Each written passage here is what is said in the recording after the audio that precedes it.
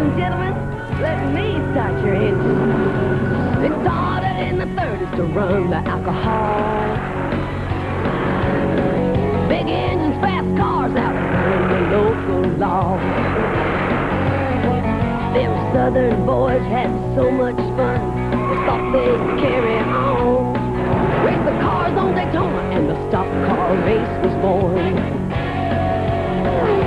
It's in our hearts, it's in our blood, it's in the cars we drive.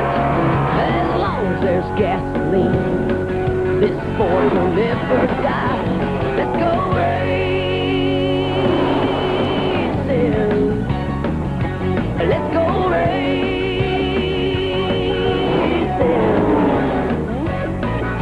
Fire up your engines, wait for the flag and go racing. We're racing all over the country, singing on TV. Don't be left behind, get out and see what you can see. Racing is American and we know where it stands. Freedom, the anthem, and when the race begins, let's go racing.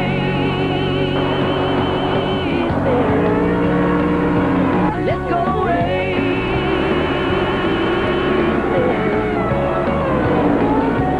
Some days you spin, some days you win. I'll see you at the track, boys.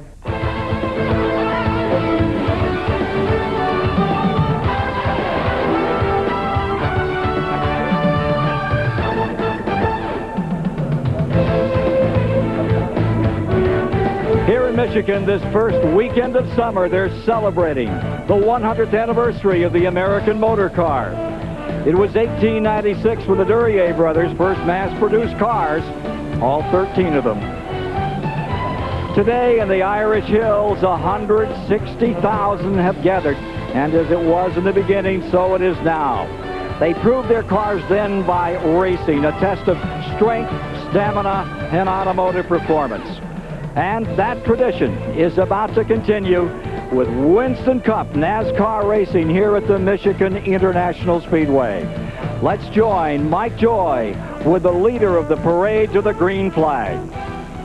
Ken, the cars of racing legends fill this front row. Richard Petty's car, with Bobby Hamilton winning his first career pole position. Same car you ran at Atlanta, where they run this same combination of tire compounds. Is that significant to your pole run here? Well, I think so, Mike, and also we did the tire test for Goodyear here, so we had a few laps to mess with the tire combinations and things like that, but our motor program has come a long ways, and this is generally a Ford racetrack. We had a lot of power and had a real good driving race car. It was almost effortless. I think you could have qualified it on the pole. Let me in there. He's got the same grenade under the hood he used for qualifying in this Pontiac. It's got to go 400 miles today. Another legend, Bobby Allison, has his car right alongside Derek Cope, the driver, the same car that started second last week at Pocono. For our second story, we'll go deep in the field to the editor of Stock Car Racing magazine, Dick Berggren. Dale Jarrett started the 1996 season out in spectacular fashion, winning the Clash and the 500 at Daytona. Then on Memorial Day weekend, he won the big 600-miler at Charlotte Motor Speedway. But last week at Pocono, during qualifying, he hit the wall, cracked his rib, broke his kneecap. He's hobbled to this race car on crutches. And the question is, Dale, can you go 400 miles today? Well, Dick, I think that I can. I'm feeling much better this week, and we've got a good race car with this Ford Quality Care Ford Credit Thunderbird. Just want to see what we can do. I think we can go to the front. It's a long race. The pain that I'm in here is nothing like what my wife, Kelly, and her family are going through. Kelly's grandmother died this week, and I'd just like to let all of them know that our prayers and our thoughts are with them, and hope that everything's okay. Her grandparents were married for 72 years. Bill Paquette, you're a great man, and we're thinking of you right now. And Dale Jarrett has a long ways to go in this race. He starts 30th, Ken Squire. Thank you very much, Dick, and we're ready to go racing. 40 strong, perfect weather, and joining me today for this $1.5 million race is the two-time Winston Cup champion, Ned Jarrett, and the winner of this event back in 1979, Buddy Baker. And the issue when you get ready for this one is speed. Yes, and normally when we think of high speeds on racetracks, though, we think of Daytona and Talladega, where they have banking of 33 plus on those turns. Here at Michigan, the banking is only 18 degrees in the turns. The track is only 2 miles in length, but yet, Buddy, they still get higher speeds at the end of the straightaway here than they do at those other tracks. The reason for that, they do not run a restrictor plate here. 200 more horsepower. These cars are flying at the end of the straightaway. Well, a year ago, about where we drew the line there, Bill Elliott had some telemetry in his Ford, and we clocked him going into that turn, and you can see he got 202 miles an hour. Well, with the tires they're running today and the added technology since then, they might even run a little bit faster, which makes drafting come into play. Drafting just like Talladega and Daytona down the straightaways, but the corners with 18 degrees banking, you know what they have to have. It has to handle. Well, of course, that's the reason the average speed around this track is in the 180 mile an hour bracket as opposed to 190 miles an hour at the other two tracks. Now, among those that can really handle this racetrack, some of the greatest names in stock car racing today. Here you see Dale Earnhardt, 35th in both races last year, and he had a poor finish last week at Pocono, but he's still #1 in the series. And there you see the man that's currently #2 in points, Texas Terry Labonte. He's going to be awesome out here today. Looked great in that final practice yesterday. And there's the man everybody's talking about, 2 in a row for Jeff Gordon as he came out moments ago to cinch up the seat belts.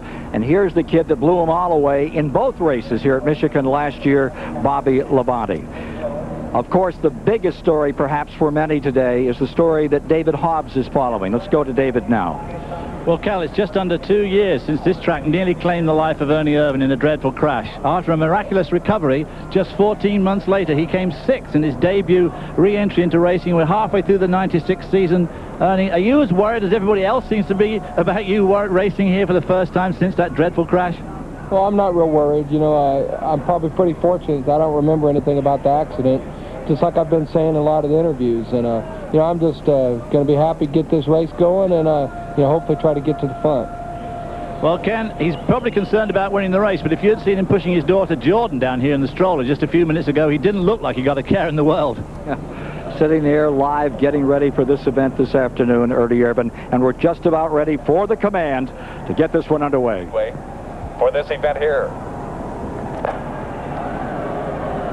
And now, race fans, for those magic words of motorsports, Laura Hackett, General Manager for Michigan Market Area Miller Brewing Company. Drivers, start your engines.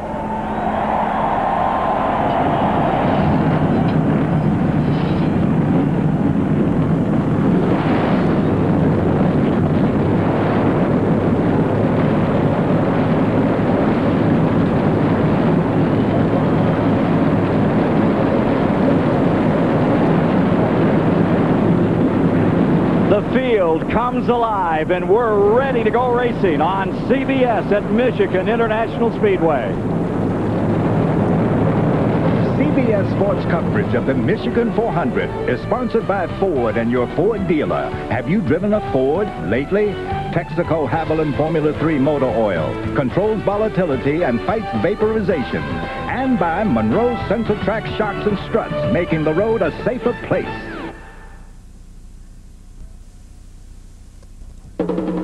If you're up early enough to have the road to yourself, driving can actually be fun. My hot rod days are over, but I'm still more likely to pass than to be passed. Sometimes on the weekends, my husband and I just like to kind of take off and lose ourselves in the beautiful scenery. If he's driving, west. That way. That's very easy. Now with $600 cash back, Ford Contour's just $14,730. Or get incredible 2.9% APR financing. Hurry, this offer ends soon. Rough roads, sharp curves. To keep a firm grip on roads like this depends upon your shock absorbers. Look, with a worn-out shock absorber, the wheel leaves the road. But with a new Monroe Sensatrack shock absorber, your tire holds the road. With Monroe Sensatrack, even the most demanding road feels safer. Monroe Sensatrack, making the road a safer place. Have your shocks checked every 12,000 miles just to be safe.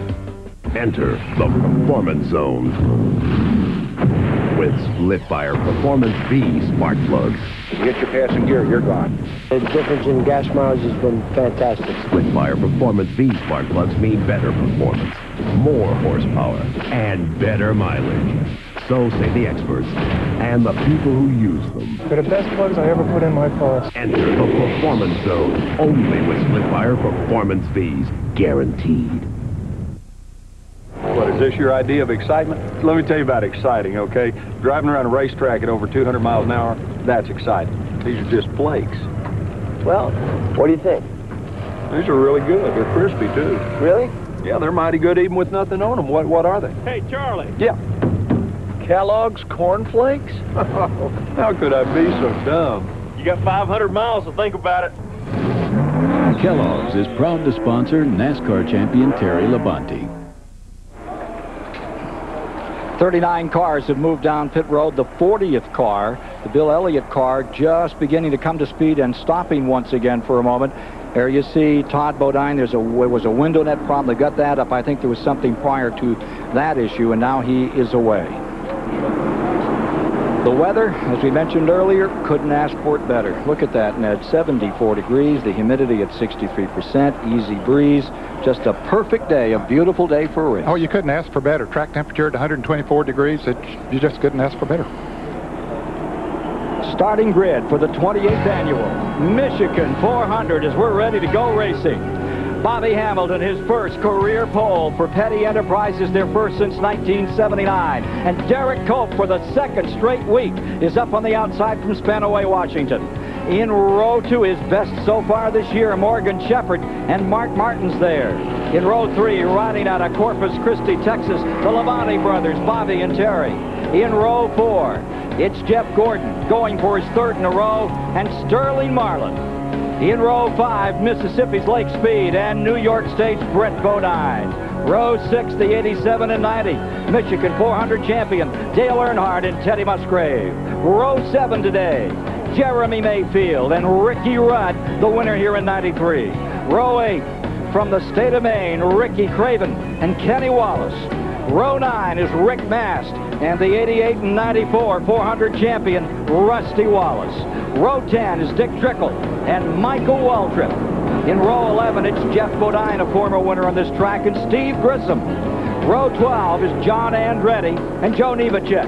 Row 13, Jeff Burton and a two-time winner at Michigan, Old DW. Row 14 is Kenny Schrader and Bobby Hillen. Row 15, Kyle Petty and Dale Jarrett, who scored his first victory on this track back in 1991. Row 16 from Colorado, Wally Dallenbach and Ernie Irvin, his first race since that terrible accident 2 years ago. Row 17, Hutch Strickland from Alabama, Ward Burton from Virginia. Row 18 is Robert Presley and Wisconsin's Dave Marcus. Row 19, Johnny Benson Jr. from right here in Michigan and Loy Allen Jr. And rounding out the field, Todd Bodine and Mr. Excitement, Jimmy Spencer.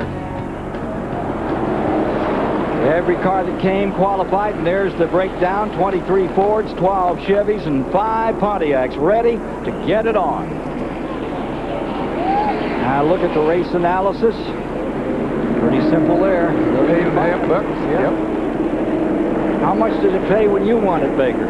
I don't know. I know it paid more than I would if I'd have run second. Track analysis on this 2-mile track. 18 degrees and plenty wide. You can stack them 3 wide, but it's a little hairy at that speed of over 200 miles an hour into turn 1. And 5 degrees in the backstretch to let the rain run off. Take a look at some in-car cameras here. You're riding with Mark Martin.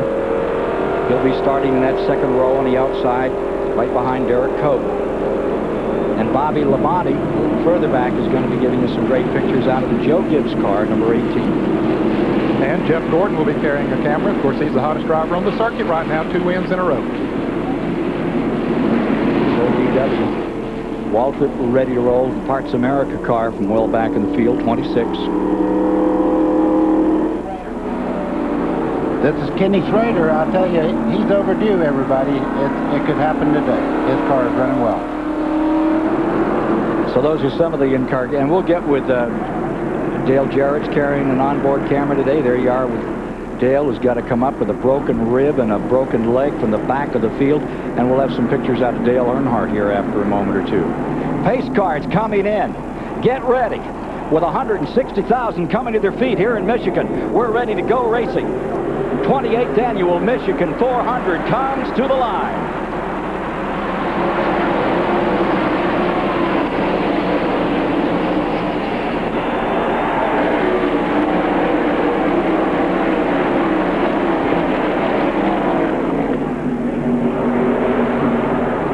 position belonging to Bobby Hamilton. But look at Cope coming down on the inside. He had a run off Hamilton, but look at Morgan Shepherd. He wants to make it 3 wide going into turn 3. Well, Bobby Hamilton just stayed in the throttle and pulled right back into the lead as they dropped off into turn 3. New nose on that Pontiac. He says it hasn't made much difference, but some of the other Pontiac folks think that it's really stabilized these cars, particularly in traffic. Right now, he leads all traffic at the end of lap number 1. You can get such a pull off the draft here, especially about 2/3 of the way down the straightaway. If 2 cars are side by side, that third-place car can just shoot up there and shoot on by them many times, as Morgan Shepherd almost did. Well, Ken, you were talking about the nose on the Pontiac. It may not be faster. It may run longer, though, and be more stable as they go along as the tires get slick. They were fast before. He ran just as fast with the old nose here in a practice session. Here is Morgan Shepherd moving into second spot. And the number 3 car has come up from 11th into 6th. Earnhardt's on the charge. There's Wallace moving down to the inside of his black number 2. Earnhardt scrambling as he comes up and begins to fight with the number 4, Sterling Marlin. Second lap run at 180.4 miles an hour. Great run for Morgan Shepherd, but the man of the moment. First time since Bristol in '79 that Petty's cars have set on the pole, and Bobby Hamilton has put it there now with Darrell Waltrip, and he's got a problem early in the going. Number 17, a 2-time winner here in the Western Auto Parts America car, down on the bottom and slipping back in traffic. Meanwhile, up in front, divided up in pairs of 2s.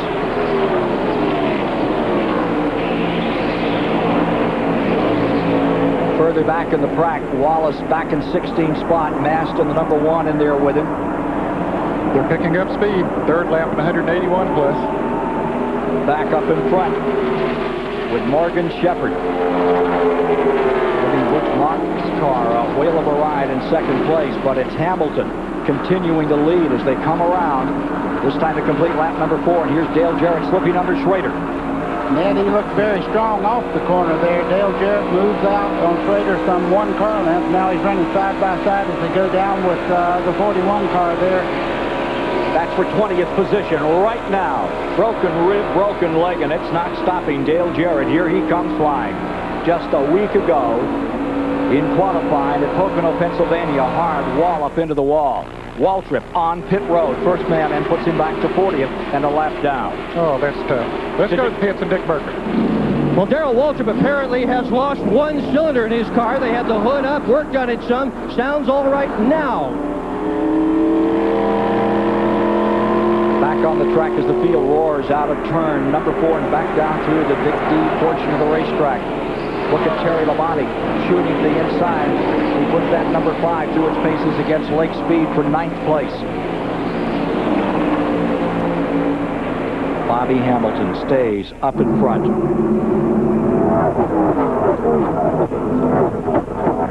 Last lap speed at 183.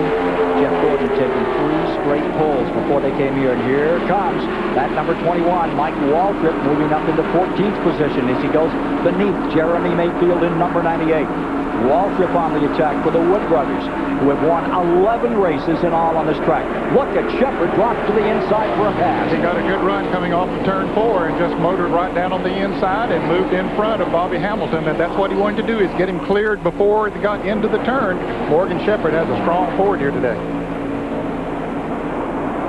You see what that did, though? When they got side by side down the front straightaway, Derek Cope moved right in there in third, right on the back bumper of Hamilton.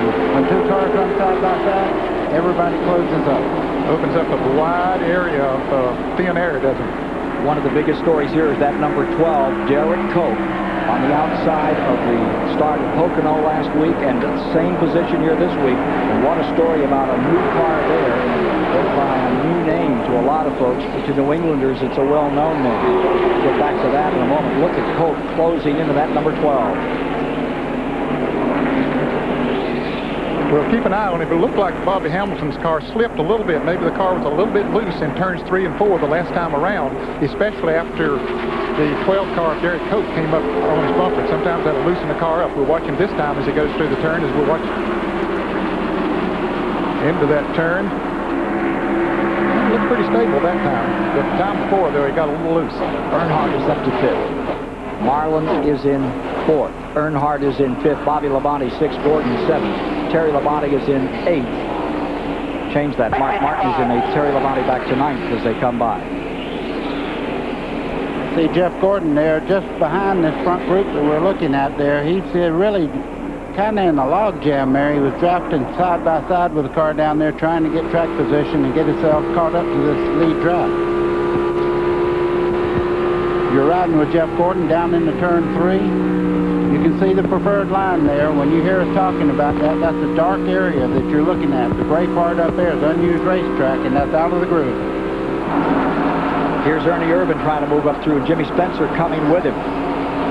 Ernie Irvan having to fight his way out of the back of the pack today. He dropped back a little bit in the first couple of laps, Ken. He started in 32nd position. He is now being shown in 31st, and this should move him up to 30th there right now, but he has picked up several on the last few laps. Although Spencer has picked up 9 positions, and you see him closing in there just in front of Hutch Strickland in number 8. Completing 10 laps this time by. And Dale Earnhardt has gotten around Bobby Hamilton into second as Morgan Shepherd trying to move away, trying to open up some distance. But Earnhardt, I don't think he's going to have much to do with that. I think he's going to try to pull right on up. Boy, every one of these guys that are in this points battle that you keep hearing us talk about, they won't have 5 laps for leading. So I know Earnhardt's going to try to get up there and get those 5 points for leading the lap. You see Gordon down on the inside beneath Sterling Marlin, and that is going to stick. That'll get him up another spot in the 6th. As Shepherd continues to lead, Earnhardt is in 2nd, Bobby Hamilton 3rd, Derek Cope is 4th, and Mark Martin is 5th here at the Michigan 400. 28th annual, it's a dandy so far.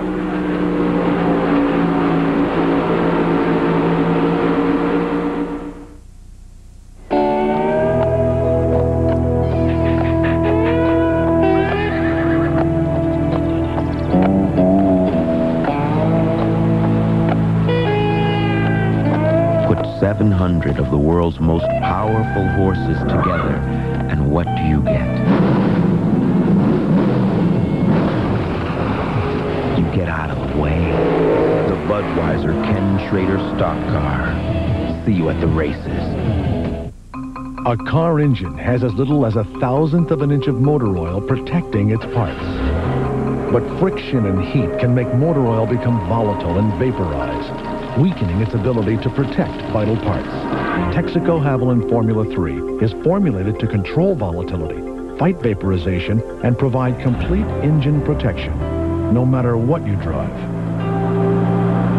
Add more life to your car. Take it to the star. What do you get when you take Wendy's crispy chicken nuggets, 5 tender pieces of all white meat, served with one of 4 savory sauces, and make them just 99 cents every day? You get busy. Wendy's crispy chicken nuggets, now just 99 cents. Clean is my business. So when I'm on the road, Super 8's my motel. Clean carpets, clean seats, clean. Clean inside and out. Life's great at Super 8.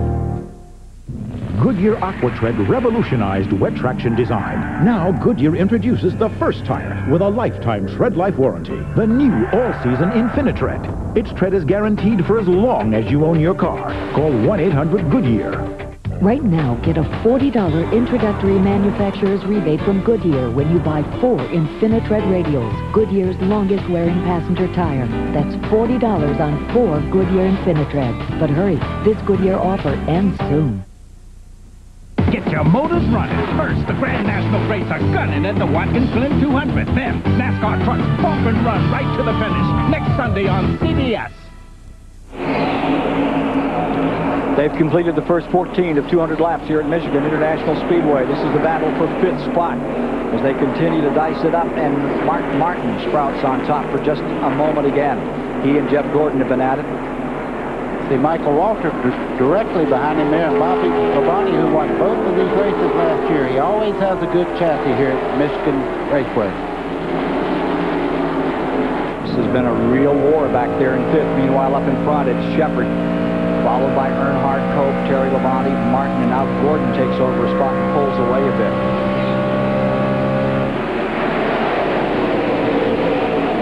Gordon Shepherd setting a tremendous pace. There we see. Let's go to Mike Joy. Butch Mock owns Morgan Shepherd's car. Butch, he went to the front like a rifle shot and pulled away. Well, you know, the Remington Ford's running awful good today. You know, we had a good car off the truck here, and I can't tell you how hard these guys have worked. I feel like I got the best guys in Winston Cup racing, and the cars out front today, Morgan's doing a good job. They get to show their hand. Now, if that black car gets up to him, should the two be able to pull away, or would that hurt him? Well, I don't know. Right now, he hasn't said a word on the radio, so I'm assuming the car's pretty good, but you know, it's tough to say. You know, it's early in the race, and Morgan hasn't said much, but I'm sure he's doing the best he can. Looks pretty good right now, Ken. Sure does. Morgan Shepherd. Take a look at this race further back. There comes that number 88 picking up again. Dale Jarrett flying beneath Bobby Hamilton. The 88 rolling into 11th spot. Actually, he's moved into 10th now. He moved around Bobby Hamilton. Hamilton has moved back to the 11th position after starting on the pole. Well, Ken, there's nothing that makes a race car driver that has a little bit of injury feel better than to run like he's running right now. I'm sure the last thing he's thinking about right now is ribs and knees. There's Brett Bodine and Bobby Hamilton, 11th and 12th.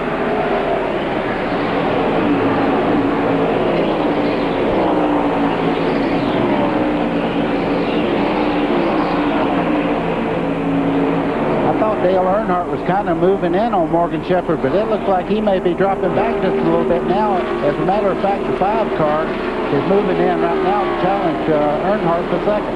Yes, definitely Morgan Shepherd's pulling away, and big 30-car advantage at least. And here goes Terry Labonte by Dale Earnhardt taking over second. So Earnhardt's car maybe not working the way he would like for it to in the turns. Well, Ned, usually when you see a car dropping back like that here at this racetrack, it means that he might be a little bit on the pushy side in the center part of the corner. You see him pull away from him just a little bit from the center to the straightaway. That's definitely a chassis problem. 1 3/10 seconds between first and second spot as Shepherd leads him down. And you see Terry Labonte up into second spot. Earnhardt now back to third. Cope stays in here, and here's Ricky Rudd getting into it now, as Bobby Hamilton continues to fall back a bit in that number 43. Well, Ricky Rudd was second place last week in Pocono, and he's got his combination really working for him right now. You see him moving in behind the number 2 car there, Rusty Wallace. Let's go to Mike Joy. Bobby Hamilton says his car is tight off. That means it's tight coming off the corner, doesn't want to turn. That's something they should be able to easily adjust when they make their first pit stop, Ken. We're at lap 20. If it stays green like this, they've got some racing to do before they're going to see an opportunity to get on pit road. Well, Morgan Shepherd has had a terrible year up until just the last couple of weeks. He had a good run at Arlington back in the spring, and then a good run last week at Pocono, Pennsylvania. Had the best qualifying run of the year here with the Butch Mock Motorsports team, and it's good to see him out front. Yeah, he's only led 4 laps this year, but he's sure looking good now and making them up. With 20 laps complete, he's dominating. You see Gordon getting underneath the Sterling Marlin car and taking over 5th position once again. Here's the running order as of 19 of the 200 laps.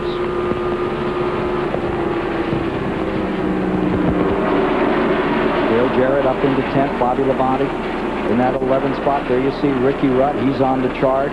Kenny Wallace falling back just a tad. Ted Musgrave trying to make up some time. Look at Jimmy Spencer up to 22nd. Well, this is Jeff Gordon right now going by Dale Earnhardt down going into turn 1 there. This car is really coming in right now. That's what they do with these race cars. Try to get them where they're fast at the end of a tire run, not at the very first of the race. They've run a little over 20 laps now, and so this is when you can tell how well your chassis is working as those tires get heated up and running with other cars on the racetrack. Of course, they did a lot of that here yesterday afternoon in what they call happy hour, the last practice session. But look at Gordon move in now and Derek Cope. You can tell a car that's working real well when they go into the corner. Once they pick the throttle back up, that's where you tell when the car is really working as far as chassis-wise. Shepherd continuing to have the advantage and making it a big one over Terry Labonte in second. Now that battle continues to get a little stronger, a little further back. Here's Gordon on the inside of Derek Cope. That's for third.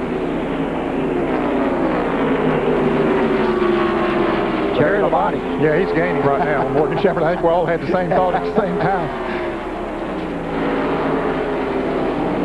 Here comes Gordon looking for the inside. Jeff Gordon eases that trigger down on car number 24 and moves up inside. And they're even coming across. Here comes Gordon, still blasting through. He's going to get himself another spot right here.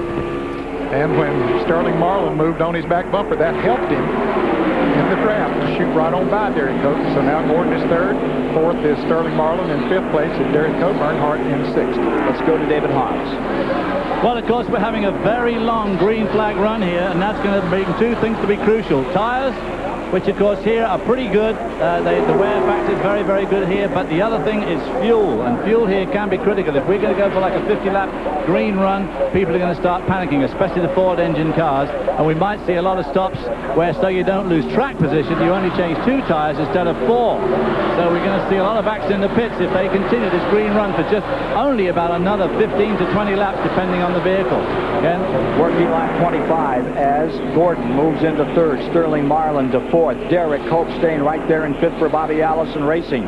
Meanwhile, up in front from the Bud Blimp, great picture here of those 4 running just behind the lead pair.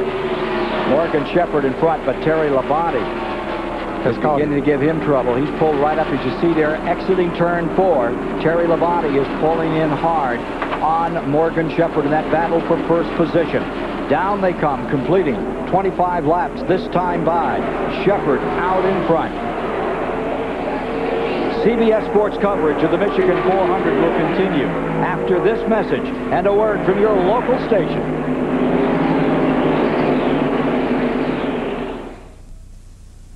When it comes to roping a steer, folks in Grand Junction, Colorado will tell you that Ron Markin can ride with the best of them.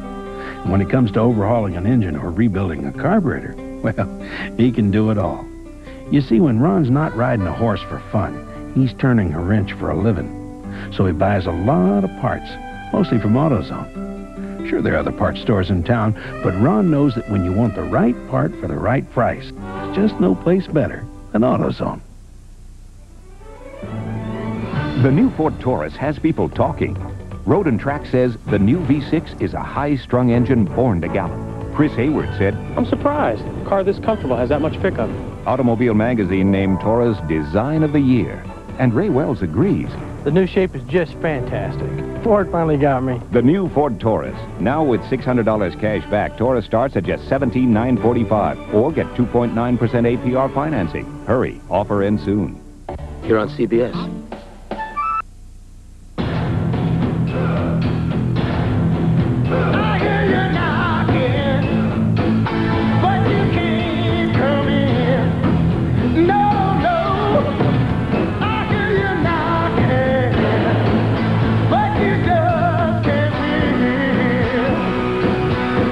Stop them with a Schwag.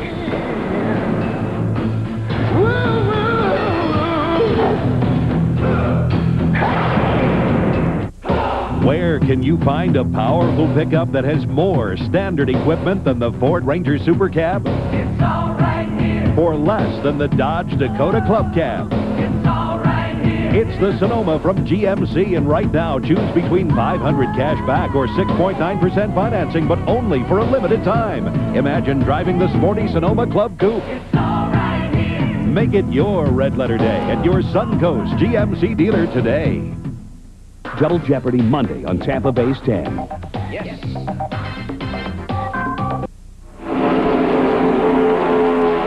Coming up on lap 29, the battle for the lead. Morgan Shepherd, who has 4 Winston Cup victories, 3 of them at Atlanta, 1 at Martinsville, stays in front. Terry Labonte, currently the number 2 driver in the Winston Cup points with a great season here.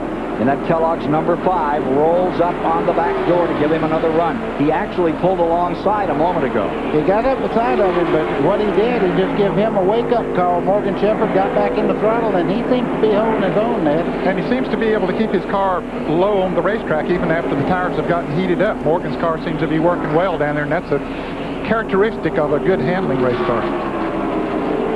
A couple of leaders so far, but they continue the assault, swapping positions just behind them. Here's Mike. And Ned Shepard's handling's a little of a surprise to me. Many of the Ford drivers I talked to yesterday said their cars were the equal in downforce and speed to the Chevrolet, except when they had a Chevrolet right behind them, and then they got really loose. Shepard seems to be the exception to the trend around the garage area. He's just fine there with Terry behind him.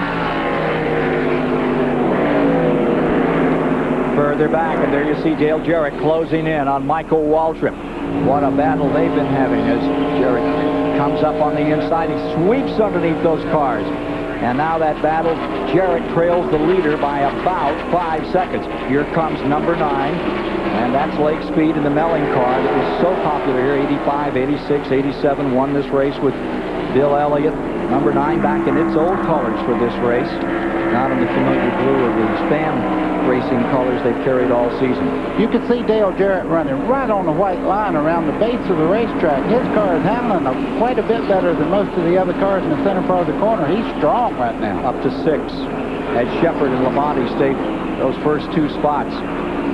Michael Waltrip having a good run. Meanwhile, for the lead in lap 32, Labonte reels in Shepard another time. Shepard, who qualified 3rd for today's race, leading by about 1.5 car lengths at 185, maybe 190 as they come down here. And then they boost that speed all the way into that first turn area at over 200 miles an hour. Live on CBS, it's the 28th annual Michigan 400 today, and it's off to a dandy start. All green thus far through 32 laps of competition. Darrell Waltrip apparently has lost a cylinder, gone a couple of laps down right at the outset of the event. Shepard continues to lead. There's Darrell Waltrip, back of this field. Everybody else is in the lead lap, 39 strong. With the leaders another time.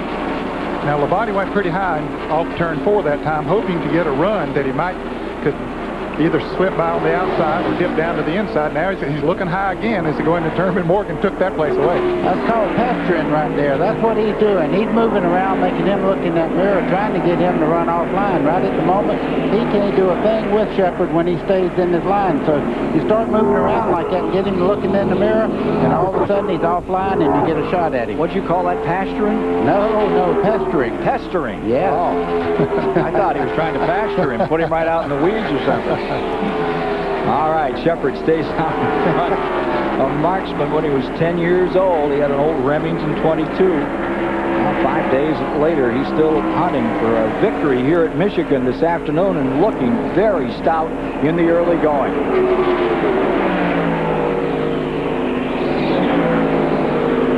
Labonte with that easy line. So smooth. Trying a little bit lower this time. That doesn't work either. One thing you can count on, Labonte will never abuse the race car. He runs it right on the verge, but he never really abuses the car. He gets out of it what he has, but he never overdrives.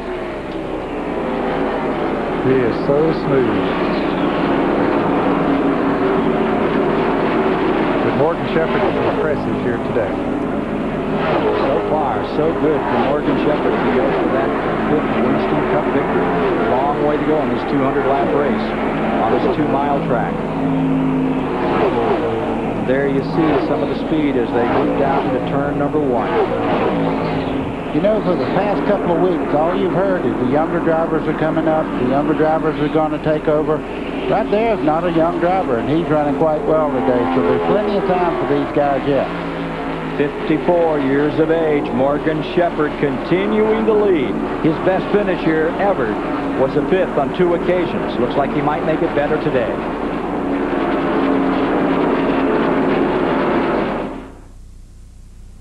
There's a fine line of motor oil separating your car's engine parts that's as little as 1/1000th of an inch. But friction and heat can make motor oil become volatile and vaporize, weakening its ability to protect expensive parts. Texaco Havoline Formula 3 is formulated to control volatility, fight vaporization, and provide complete engine protection, no matter what you drive. Add more life to your car. Take it to the star. With new spark plugs, you get improved performance. for a while. But only Bosch Platinum has a pure platinum center electrode that's heat fused. So Bosch Platinum reaches its self-cleaning temperature faster for full engine power and improved fuel efficiency over a longer performance life. Which means you'll replace a lot of other things before you change your Bosch Platinums. Bosch Platinum, the ultimate spark plug. There's something going on at Burger King this summer. Something spectacular. Something magical. Because this summer, we're welcoming some special friends from Disney's The Hunchback of Notre Dame, heroic Quasimodo, beautiful Esmeralda, brave Phoebus, lovable Hugo. Your kids can collect all 8 toys, a new one each week, one with every $1.99 Kids Club hamburger meal. The Hunchback of Notre Dame celebration. It's big, it's huge, and it's only at Burger King. Every few years, the world gathers to witness an unparalleled sports spectacle, the Truckathlon. And to compete, you have to have a Ford Ranger 4x4, because you'll need its switch-on 4-wheel drive for truck long jump. Its 4-wheel anti-lock brakes for truck discus. And its whopping 4-liter V6 for truck hurdle. The Ford Ranger 4x4. You can't win without one. Next event, truck pole vault. Yes! Working the 39th lap as you follow the leaders from the Bud 1 airship. Aerial ambassador of the King of Beers, proud to provide you these shots of the Michigan International Speedway. Leaderboard, it's Shepard and Labonte. Jeff Gordon third, Marlin, Cope, several seconds back from those two gentlemen running the backstretch at the present time to Dick Berger. Ernie Irvan's wife, Kim, is doing what most of you are doing home today, watching the race on television. She's watching it from a motor home deep in the garage area. But, Kim, it was 2 years ago, the big accident here at Michigan. Are you okay with Ernie racing here today? I don't have a lot of choice about that. But, no, actually, in a lot of ways, I feel like we're blessed to be here. Because 2 years ago, it didn't look like we would ever be at this point again. But it does bring back a lot of bad memories coming back here. And I'm very nervous watching it, but just cross our fingers and take one race at a time, especially this one. And she's got her scanner in hand, and she's listening to everything Ernie tells his crew. As he prepares to challenge 17th place runner Ken Schrader. Was right here in turn 2 that he had that terrible accident early in the morning in the first practice period of the day, which nearly took his life. Well, he's gained 14 positions. He started 32nd, now in the 18th position.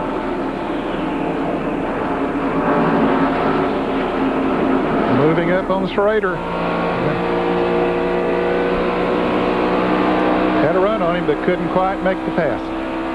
15 seconds down to the leader right now, this particular pack. Just behind Irvin is Jeff Bodine in the 19th position. There you see them, 17th, 18th, and 19th. Schrader, Irvin, Jeff Bodine. There's some great cars back in the field like this right now, and what they're doing, they're talking to their crew chiefs right now saying, okay, here's what we need to do when we make our first pit stop. So they're really fixing the cars they're running right now. Some of the pit stops are beginning to happen, buddy, as you speak. Here comes the 8 car of Hut Strickland. Johnny Benson is in for the second time. He was in a few laps ago, so apparently he has some problems with his Pontiac. And here goes Schrader. Lyle Earnhardt, he's dropped back in the field quite a bit since he was up in second place. We need to find out about that story on Earnhardt as he slips back through the field. Let's go to Mike Joy. Gary Dehart runs Terry Labonte's team, and Gary, for the last 15 laps, he's been in Morgan's shadow. Can he not pass him, or are you folks trying to conserve a little fuel? Well, right now we're just a little bit loose. If we go ahead and pass him, all we'll be is that much looser. So right now we're just content riding where we are. We're going to work on the car a little bit and make it better next time. And it does get better gas mileage this way, doesn't it? I think it would, yeah. Well, if we stay green for a long time, Labonte could be the last car to come in here. At lap 43, we saw Hut Strickland on pit road. Here's Irvin down to the inside, getting beneath Schrader. And while that's going on, the pole sitter is coming on pit road, Bobby Hamilton, along with Ricky Rudd. Here they come. This will more than likely be for a 4-tire change, as well as filling up with fuel. As the field is working lap 44, Johnny Benson Jr. with problems on that Pontiac comes back on, and look at this battle another time. Here's Ernie Irvan on the inside. Schrader is on the outside. 16th spot now. And that would make it 15th with those 2 cars on pit road. Shepard, the leader of the event, comes on pit road. Lap 44, Shepherd in, green flag racing from the outset to this point. Wallace is on pit road. Earnhardt now is pitting. Mike Joy. Ken, Morgan Shepherd has a routine pit stop going. They're going to the right side, finishing up with tires and coming around to the left. I think everyone will get 4 tires on this stop so they can see how their tires are working on both sides of the car. Takes a little longer that way, but increased speed on the racetrack is the result. No chassis change for Morgan Shepherd. They did lower the air pressure a little bit for the right rear and got out of there in 23.2 seconds. Watching Rusty Wallace's stop, and he's away. Great shot from overhead there. I love that. Kenny Wallace is in. Derek Cope, Jeff Burton, Bobby Hillin going out, Lake Speed coming in, Brett Bodine coming in, Ernie Irvin coming in. So it's pit stop time, green flag racing here, but we'll see all of them being here within a few laps. Teddy Musgrave comes in, and Loy Allen has been in and out. Dick Trickle, who's taken over the number 90 Don Levy car for Mike Wallace, he's on pit road. Craven coming in. Seeing Kyle Petty now enter the pits. And the leader is coming in. Second and third place cars coming in. The leader being Terry Labonte, number 5. You see him here. After Shepherd gave up that front position, Labonte took over. And at lap 45, he's on pit road. And Dale Jarrett has just taken over the lead as those came into the pits. I expect Jarrett will be coming in the next time. Routine pit stops. There you see the 4 car on pit road. My goodness, it changed colors. Magic. Yeah. As you take a look at Sterling Marlin's crew in action. Really collected a tire. Came back out. Now Dale Jarrett comes in, and Bobby Labonte will take over the lead. Let's go to the pits and Dick Berggren. Well, Terry Labonte is having a very extended pit stop here. They changed the rudder in the right front of the car, and they had a long stop because of trouble on the right front. That cost him track position, and a lot of it. And Michael Waltrip's car just won't fire. You see them pushing and trying to get the 21, the Wood Brothers car, back in this race. Michael Waltrip's car, to David Hobbs. Well, I'm down in the Kenny Schrader pit, as you can see. Looks like a routine stop. They're going to do all 4 tires. They've done the outside tires, come around to do the inside. Engine still running, fuel going in. Clean the screens in front of the engine air to make sure it runs cool. Although for them, this is a relatively cool day. Pretty good stop. Kenny Schrader shaking his head there. Still the engine pushing off. Trouble on the 21. The Wood Brothers, who have dominated here, won this race 6 times. Not going to be a winner today. Bad trouble. Ned, it looks like he might have flooded the car when he made his pit stop there, and it caught on fire. You see the fire extinguisher they used on it. Or either ran out of gas and had to squirt gas in there that might, I don't know.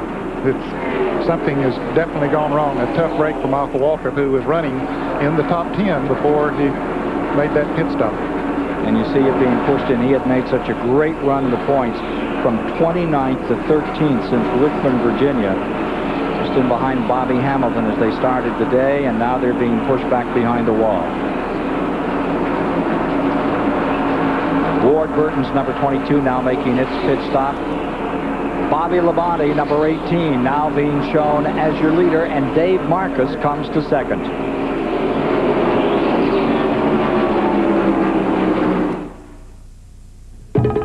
If it's Saturday night, it's steak night. That's just the way it's always been. And I always use my favorite steak sauce. It's tradition. Excuse me? What? Yeah, sometimes I'm in the mood for something different. Something rich, robust, something zesty, hearty. Delicious. It's there, and it's great. A steak sauce for me? Are you serious? Can you do that? Yeah, all right. New A1 Thick and Hearty. Steak has never been done like this before. Extreme? Try strapping yourself with a 4,000-pound rocket. Then run at 220. 6 inches away from 41 of your closest friends. Real close. NASCAR. Extreme and always has been. Busch. The official beer of NASCAR and always has been. To get the most out of this Indy car, Patrick Racing put Scott Pruitt behind the wheel. They built a team that could get it in and out of the pits in the blink of an eye. And they chose a battery they can depend on to get it started. The Duralast battery from AutoZone. The same Duralast you can depend on to start your car. So don't settle for anything less. The Duralast battery. Power you can depend on. For cars that can benefit from higher octane... Frank, we're late. Texaco Clean System 3 Power Plus and Power Premium are formulated to clean your engine's intake valves, fuel injectors, and combustion chambers while you're driving. For smooth starts and sure acceleration. Just give us 5 tanks, and we think you'll see a difference. A word of advice, though. Maybe you'd better leave the windows rolled up. Add more life to your car. Take it to the star. This CBS Sports Race Summary is sponsored by Texaco Havoline Formula 3 Motor Oil. Controls volatility and fights vaporization. Let's take a look at a race summary right now after 100 miles. 5 different leaders, 4 changes, and the average speed right up there at 176.2. They're really clicking it off. The record for this race, 160. No cautions. The reason for that. Let's go down to Dick Berggren. Well, Michael Waltrip is behind the wall right now, a very dejected and unhappy race car driver. He began this episode by running out of fuel. They got some fuel in it. The carburetor caught fire. They are still working on it right now. They're going to try to get him back out, but he's many laps behind. Trouble on the racetrack. Derek Cope in trouble. And the caution is out. Cope's car going up. He was running in 4th position in that number 12. We mentioned earlier, this is the car that is... built by Steve Levitt, kid out of Maine, and it has a unique suspension system, and it's worked for 2 weeks to put him outside of the front row. Let's get down to Mike Joy. Ken, but I think the problem was under the hood. Derek complained when he came in on the pit stop that the car was running hot and may have let go. Steve Levitt, you mentioned for Maine, came out of the Hendrick organization for 4 years. Before that, he ran his own parts business.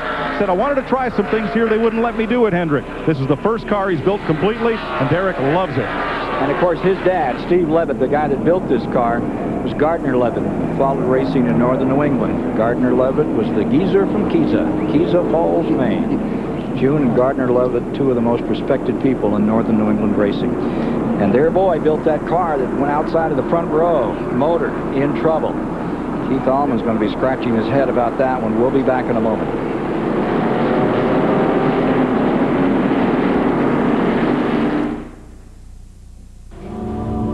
On the battleground called motorsports, no one can claim success like Ford. Because no one races and wins in more places than Ford. But have you seen what we're doing with all the winnings? Making it to the pros takes a certain level of excellence. The experience to get the job done right and a reputation for quality. Having what you need on hand, putting the parts together for the best possible performance. Being in the pros takes a special brand of confidence, and for professionally trained technicians, that confidence is CarQuest. CarQuest, welcome to the pros. NASCAR, we're fast and fun. NASCAR, we're fast and fun. NASCAR, we're fast and fun. NASCAR, we're fast and fun.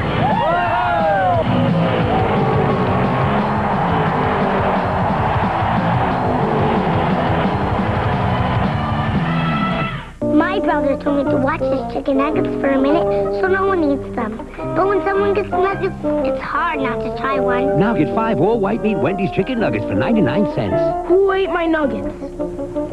Steve Thomas. I always use my favorite steak sauce. It's tradition. Every once in a while, I'm in the mood for something different. Something thick, robust, and hearty. Yeah, all right. New A1 Thick and Hearty. Looking for that perfect golf package? Absolutely, positively. CBS delivers right to your home the FedEx St. Jude Classic. Make it a priority. Next on CBS. And welcome back to Michigan International Speedway. Under caution for the first time today after Derek Cope's Bobby Allison car erupted in smoke and brought out the yellow. Let's take a look at some of the action from yesterday. First of all, we'll go to the truck race. It was held over at Bristol, Tennessee. Wow, what action they had there last night with the Craftsman NASCAR trucks, and that is Mike Bliss, who rode the entire main straightaway on his side, then slid down off that 36-degree banking. And look at the number he did on the fence. He tore off the right front wheel on his car, and he really tore up that track. Now there you see Rich Bickle, who was on his way. It looked like he was going to win for the first time for Chrysler in years last night. Didn't work. Watch this. Resendez in the number 7 working on Carilli in number 6. But at the line, give it to Rick Carilli, Denver, Colorado, his first win of the season. At Myrtle Beach yesterday, the Grand National cars were in competition. And there you see Dale Jarrett Jr. Earnhardt Jr. I was bound to do that today. Earnhardt spinning. He got tapped. Yep. Anyway, he gets it righted around and got himself back in there. When it was over yesterday, David Green had himself another victory. Randy LaJoie was well down in the standings. He'd won a couple in a row, and good scramble up in front as they get ready for Watkins Glen, New York. Next weekend, CBS will take you there. David Green victorious yesterday at Myrtle Beach, South Carolina. Hey, don't forget, big Sunday doubleheader on CBS next Sunday, 12 o'clock at Watkins Glen. We'll have Dale Jarrett there, as I understand. No, he's not going to be there next week. I was thinking about not going to be there. We'll have that first, the Grand National race, and then go off to Nazareth, Pennsylvania with the trucks. 2 big events, one day, next Sunday on CBS. Take a look at the 7 and 87 down here a few moments ago. They were having a little caper. See what we see here, Baker. Well, there's Nemechek coming in. Out comes Bodine. They almost hit. Yeah.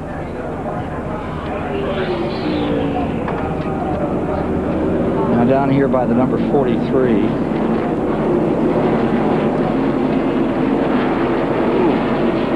Picked up a little tire and moved it along, helping out. Is that Rusty? Rusty probably said, I wish you guys wouldn't do that. Are you kidding me? I could hear him up here almost. Okay, we're getting ready for a restart here. There are still 33 cars on the lead lap. And most of the cars did come in for topping off of fuel, excepting Bobby Labonte. He had just stopped a lap or two before the caution came out. He ran 50 laps on his first tank of fuel. That leads me to believe that his crew chief, Jimmy Maycar, is going to run him 4 50-lap runs today. That's 200 laps. That's the end of the race. 57 laps complete as they take the flag. Bobby Labonte in first. Showing Marcus in second, Gordon in third, Shepard in fourth, Mark Martin fifth, Rick Van sixth, Dale Jarrett seventh, Ernie Irvin in eighth as they get ready to kick them out. And they're back down to the line as they scoot into turn number 1. Well, Dave Marcus made a pit stop just as they were coming around to get the one to go, so he dropped back, and up one. Jeff Gordon just flew into the lead around Bobby Labonte. Great start there.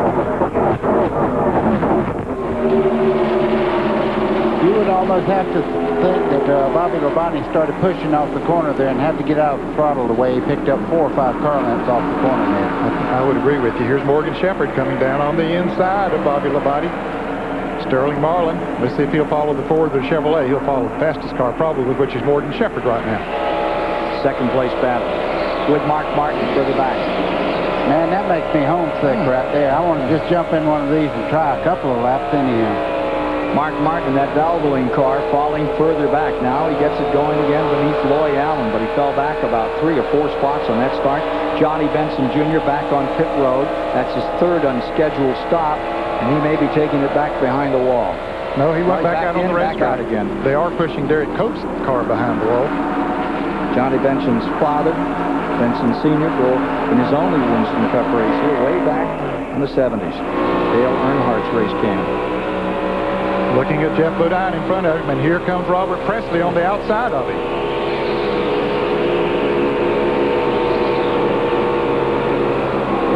Pack racing in turn number 1. Gordon staying in first. Bobby Labonte right there, and Shepard the front three. Mark Martin makes it a foursome.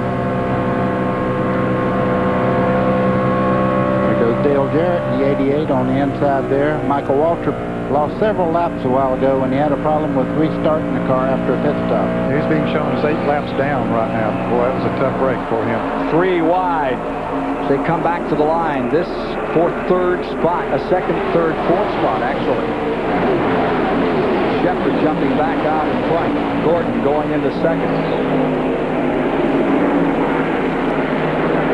See Michael Waltrip right there in the 21. He's towing some of these cars along right now. They closed in on the 2 lead cars, about 4 car lengths in the last lap around here. Back with the program, Michael Waltrip for the Wood Brothers. Ducked a bullet a little while ago in this event. He is running. And look at Dale Jarrett come on up in fourth. Now Sterling Marlin comes back after him again. From Dale Jarrett's. If they aren't careful while running side by side, those lead 3 cars will get away from them.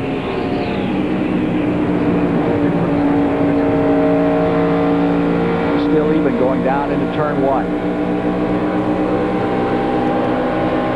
Whoa, baby, that was close right there, but you see Sterling Marlin, they fall in line now, trying to run the leaders back down. Side by side, you lose about a second a lap around this racetrack. With Dale Jarrett back down on the inside as he scoots up through for fourth. And here are those front 3. And Michael Waltrip making his move another time. Tries to get some ground back here. Here's Mike Joy. Well, Ken, several teams on the last round of pit stops tried to improve the handling. Dale Earnhardt, Mark Martin, and Ted Musgrave each added a round of wedge. Bobby Hamilton's crew took the time to add half a spring rubber to his car like this one. It prevents that coil in the left front spring from compressing more than this much and raising the effective rate of that spring by about 30 pounds. They're trying to cure that problem, where Hamilton says the car is tight coming off the corner. Look at Michael Waltrip down lap and still fighting his way. He's going to get a lap back here the way things are going. And Gordon is passing Morgan Shepard. Yeah, I said a moment ago that Michael was being shown as 8 laps down. Now he's only being shown as 7, but he'd like to get one of those back.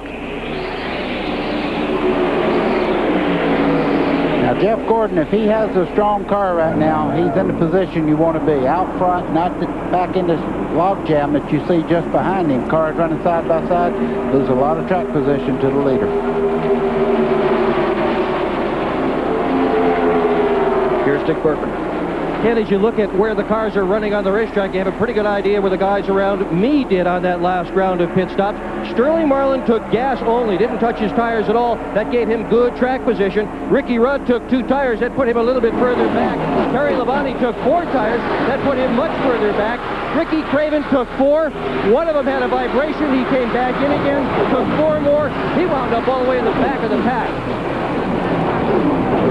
Some of those drivers had pitted like 6 or 7 laps before that caution came out. Some of them had only pitted 2 or 3 laps before then, and so I expect those that had been out there the longest on their new green flag pit stop tires were the ones that chose to take on 4 tires during this one. Maybe they didn't like the set of tires they had on, and that was a good opportunity to change them.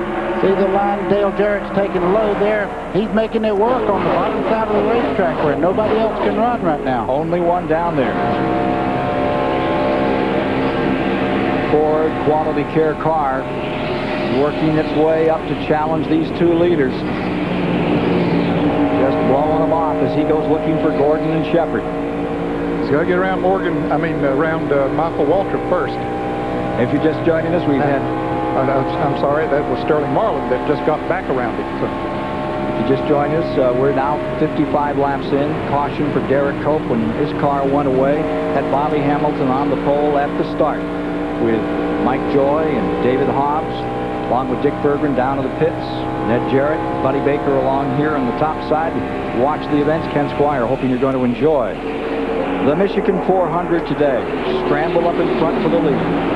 Gordon, Jarrett, Shepard, Martin, Bobby Labonte. They've been duking it out up here in front, and for the moment, Gordon has the advantage. Yeah, he's trying to pull away a little bit. I tell you, a big winner on that pit stop situation was Ernie Irvin. Ernie's up there in 6th position right now and running right with them. If anything, gaining some ground on the lead car. It looks like Ernie Irvin's really running well right now. Take a look at the interval there. Sterling Marlin bouncing right back into this one. There's Jarrett trying to come off turn 4 down on the inside of Marlin again, but couldn't make it work that time. Marlin, winner at Talladega. Yes, indeed. There's a happy fan. As Gordon jumped out by about another 4 car lengths going into turn 1. CBS Sports coverage of the Michigan 400 continues after this message and a word from your local station.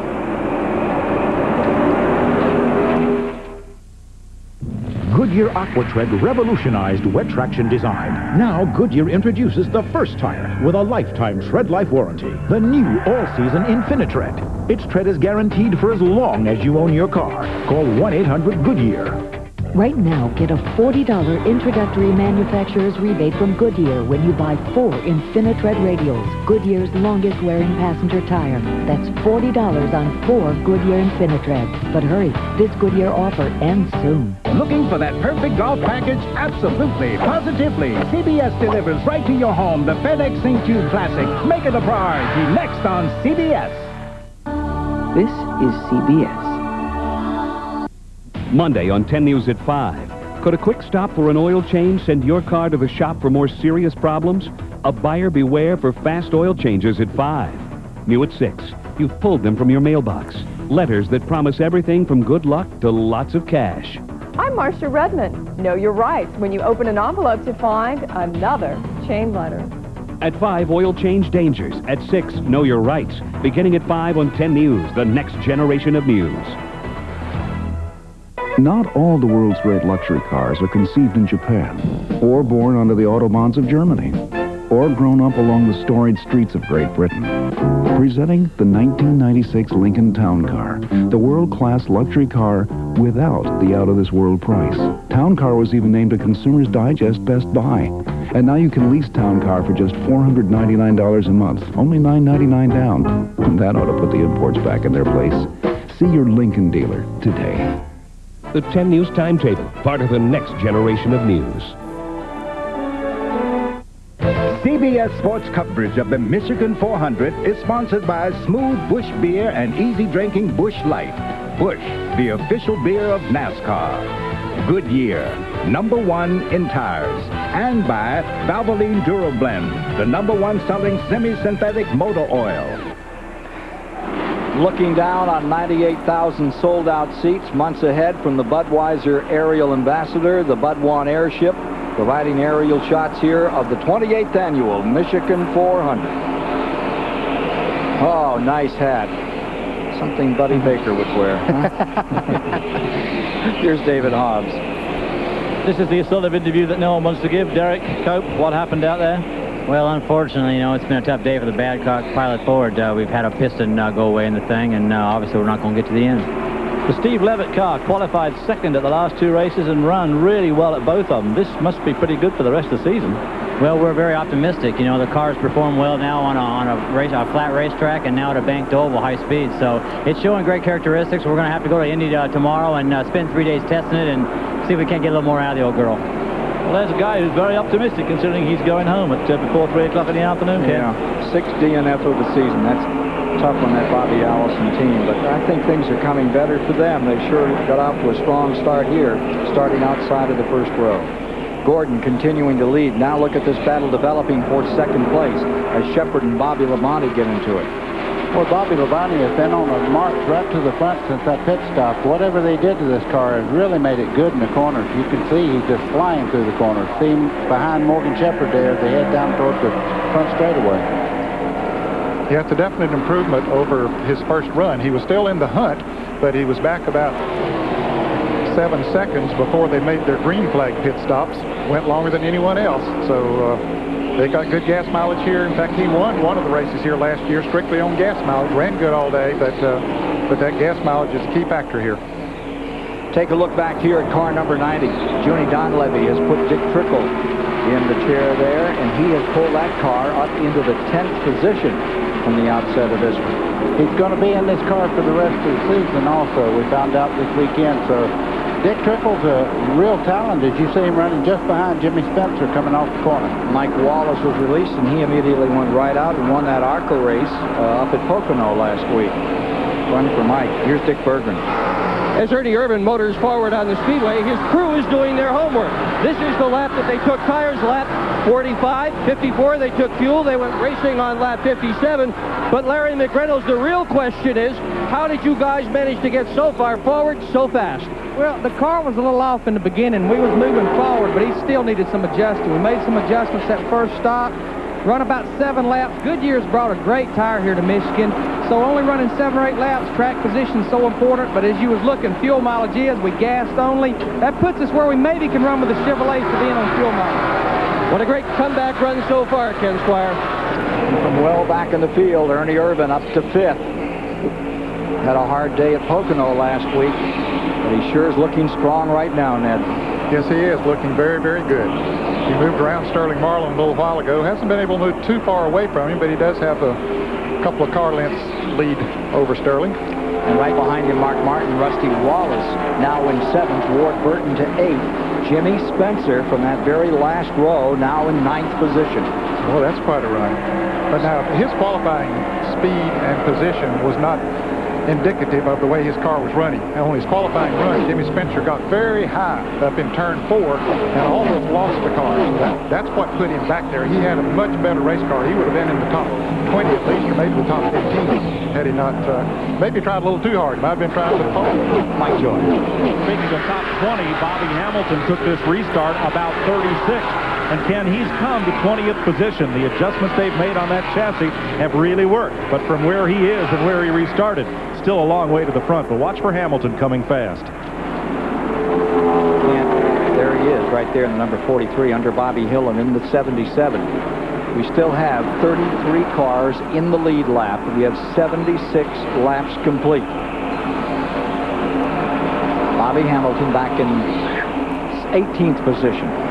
Bobby Hillin just come very close to putting his sponsorship name right on the wall coming out turn 4 just now. Bobby Hillin in the car number 77. His car's been running better in recent races, too. The 33 there, Robert Presley, is just getting over some injuries that he got earlier in the year. He ran super well in Pocono last week. Love to see him move up in the top 10 today. He broke some ribs in the practice run at Charlotte last month.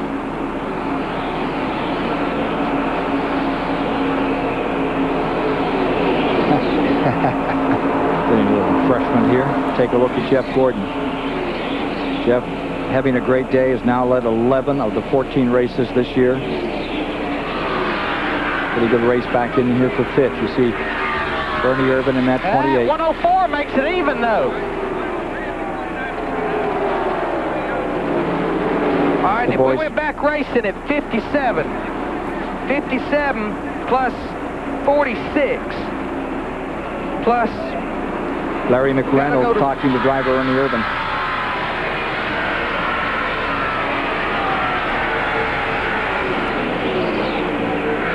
Sterling Marlin in 6th.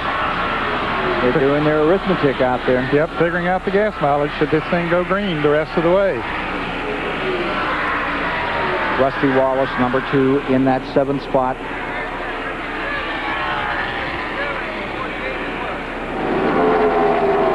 Here's Spencer, Dick Trickle, Lake Speed, and Jeff Burton. 9th, 10th, 11th. Back with the leaders, and you see Gordon, who's now led over 1,200 laps this season. Closing down on those 2 leaders in the points. Earnhardt, who had a disastrous show at Pocono. First DNF in a lot of races this season.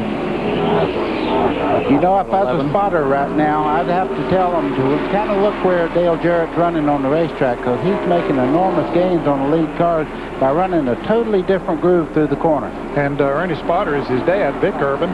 And I asked Larry McReynolds this morning if the 2 cars were set up basically alike, because both of them looked good in practice yesterday afternoon. And he said, yes, they're basically alike. Said, we got a little different shock absorber combination. But other than that, he said the cars are pretty similar. There you see him. And he is moving. He is closing. Look how low on the corner he's running right here. A full car length down from everybody else. He's getting tremendous bite up out of the corner also. Well, buddy, this is the car that Dale Jarrett won the Coca-Cola 600 with at Charlotte a few weeks ago, and that was the style that he ran then. Very low on the racetrack, shoot it off the corners, especially after the tires would get heated up. And so I'm sure that that's where the car likes to run. That's where he likes to run. So, you know, whatever works. Broken rib, broken right knee, right up there in 4th place, Dale Jarrett. David Haas.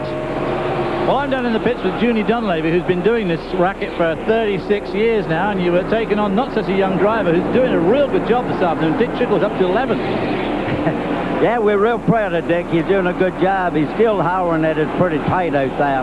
But we missed the afternoon practice, but he's doing pretty good, and I like my Ford's running pretty good today. Why did you miss yesterday afternoon's qualifying practice? Well, Dick had to go down to Myrtle Beach. He had a commitment down there, and he did a pretty good job yesterday morning, but maybe we should have run a little bit yesterday evening, but we're proud of him right now. Well, I drove for Junie Dunleavy here just 20 years ago, and if you add Junie's age, my age, Dick Trickle's age, and Buddy Baker's age, it reaches right into the 3rd millennium, and all of us seem to be doing okay so far.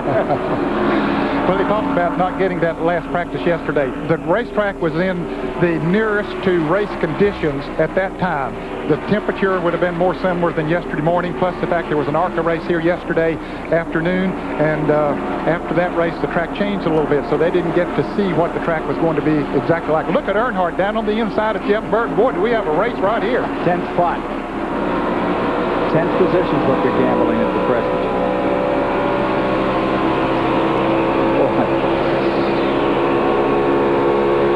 It's all happening at lap 84, folks. Stay with us.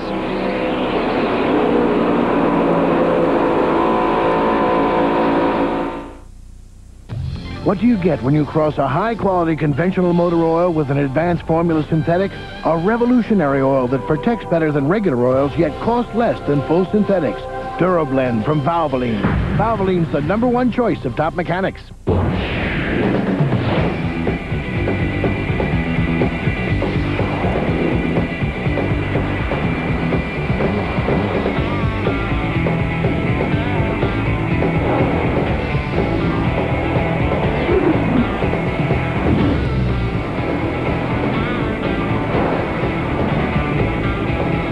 There's no place I'd rather be.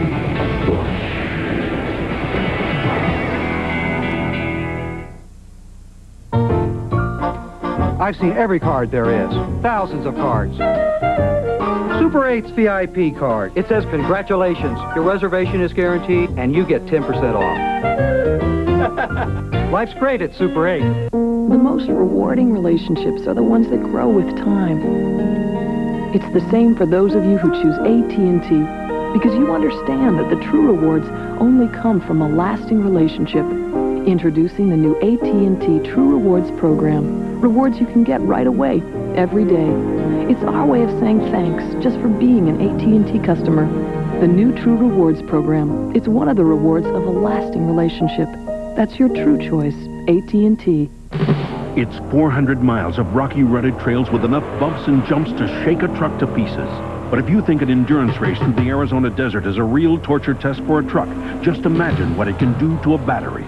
That's why Parker 400 winners Dan Smith and Dave Ashley chose a battery they could depend on to go the distance. The Duralast battery. The same Duralast you can depend on for your car, because it's the one we stock at AutoZone. The Duralast battery. Power you can depend on. This week on Dave, Cher, Shaquille O'Neal, Luke Perry, Blues Traveler, Conan O'Brien, Jerry Van Dyke, Jimmy Buffett, and Michael Keaton. All this week. Coming up next, CBS Sports takes you to Memphis, Tennessee for live final round coverage of the FedEx St. Jude Classic. That's next here on CBS Today. John Cook is the leader. You believe this? He's now 25 under on the second hole. Wow. I'll tell you, that's amazing. Cook's kid. I watched some of that yesterday afternoon, and it was just a pleasure to see a man in action playing that golf course the way he was. He almost became a racer. His dad, of course, was with Parnelli Jones for years. I think his mom was just as happy he took to the golf course. I can imagine. So Jeff Gordon has the advantage by that much. Bobby Labonte, Shepard, and Jarrett right there behind, and Shepard still holds on to that spot. And for more on Jarrett right now, back there in 4th spot, here's Dick Berger. And you may not know this face yet, but you're sure going to know it, because right now, percentage-wise, Todd Parrott is the most successful crew chief in Winston Cup racing. He's got 3 wins and only 15 starts. But our question to you is, how is your driver feeling, Dale Jarrett, out there right now? Right now, he's feeling pretty good. I mean, obviously, he started 30th and he drove to 4th. You know, the car's a little bit tight up off the corner right now, but we're going to adjust on it a little bit more, and hopefully we'll get this thing right by the end of the race and put him in victory lane. Not too worried about burning up gas running this fast? No, I mean, if you want gas mileage, I guess you'd buy a Honda. Something like that. No, we've had a couple bad weeks, and we just want to come out of here with a good, strong finish and get ourselves pumped up, go back to Daytona, and see our cars sitting down there in that museum. How about that, David Hubbs? Careful what you say about Honda. There you see it, 110 to go, near the halfway mark. You're watching Shepard in the number 75 in second, followed by Bobby Labonte. And then Dale Jarrett in the 88, closing down again. Broken leg, broken rib, and just ripping that car around this track. He gave up a golf scholarship, Dale Jarrett, to stay in racing years ago when he was a few years younger. You ever wish he stayed in golf? No, not really now, but I wondered at the time. I really did. I tried to steer it that way. Hard to steer? Yeah. Huh? Yeah, once he got behind the wheel. A little loose out there? Yeah, you had to know that that's the direction that he would head in. Mm-hmm. As we see so many, sons following their footsteps in racing. Buddy did, followed his dad, Buck Baker, great Hall of Fame driver. And you just see it everywhere, the Allisons, the Pettys, and it just goes on and on. And once they grow up in this business, it's hard to get them away from it. Well, it's something you feel comfortable with, isn't it? Now take a look here as we watch Ernie Irvan getting up with Rusty Wallace to do a little dicing. That's for 5th spot. Yeah, Rusty trying to take it away from Ernie. Looks like he has it. Former winner here, Rusty Wallace, would love to have that number 2 performing in victory lane at the end, doing a little victory dance for Roger Penske, the man that owns this track and that team. You could see Rusty move right over as soon as he got by Ernie Irvan then. The reason he did that, the spotter up here said, okay, you're clear. That let him know he could move over with not worrying about looking in the mirror. He knew he had him cleared. They're running about 3 6/10 seconds behind the leader, Jeff Gordon. So they figured maybe Rusty might be able to pull that duo a little bit faster than Ernie was, and so they switched it up. He only qualified in 18th spot. But Wallace definitely was running very well in that fast hour yesterday. Labonte looking at Jarrett, Jarrett looking at Labonte on our CBS race cams here. Okay, pretty good. Bobby Labonte's in the best position. He's looking back. Dale Jarrett. Well, you heard that Dale Jarrett was running real tight in the corners, getting off the corner. That really kills the speed down the straightaway on that particular car. Until he gets the car balanced out a little bit better, he's going to lose a little bit of time getting off the corner to Bobby Labonte. And they're going to have a chance to do that before too long, buddy. They'll have pit stops coming up in the next 7 to 10 laps. 3rd and 4th, peering at each other here. Say, don't forget next Sunday, big doubleheader here on CBS.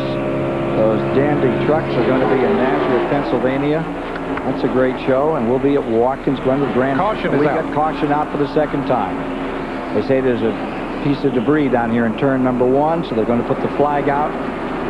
Get some of the safety crew out here as they race back to the line. Jeff Gordon has them covered. Morgan Shepard next, Bobby Labonte, Dale Jarrett. It'll be Rusty Wallace, then Ernie Irvan. Rusty's in 5th, Ernie Irvan's in 6th. Sterling Marlin 7th, Ward Burton in 8th, Dale Earnhardt 9th, and Lake Speed in 10th, the top 10 with 32 cars still in the lead lane.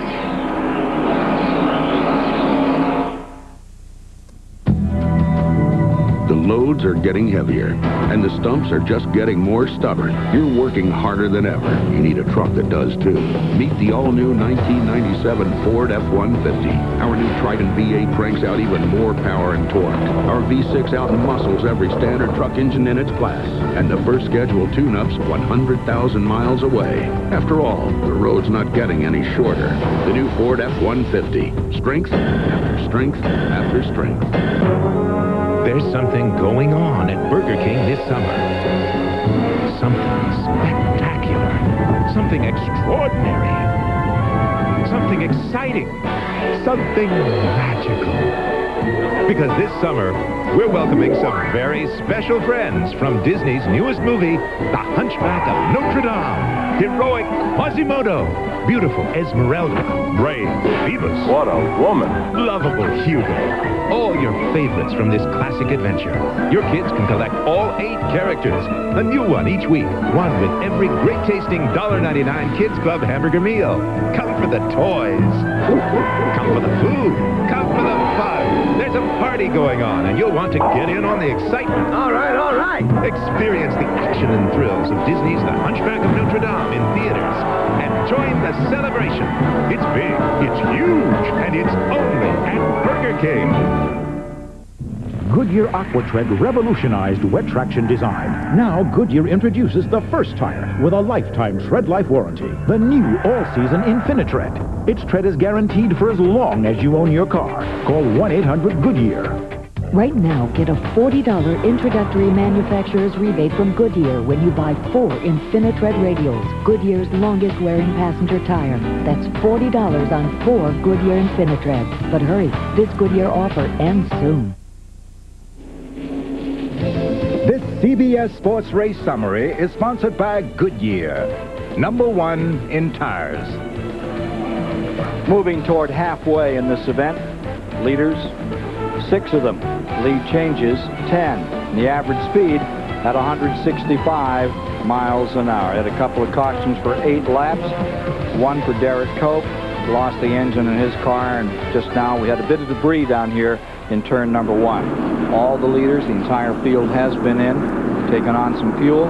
That's going to change the formula on how this race works out as far as fuel needs. Yes, this caution came just about 5 or 6 laps too soon. We're not quite to the halfway point now, and they would rather it had been there so they can make it on one more pit stop. Now, here are the cars that are 1 or more laps down coming into the pits, but there might be a few cars out there that can stretch it from here with 1 more pit stop, but I don't think there will be many. I think that graphic said 200.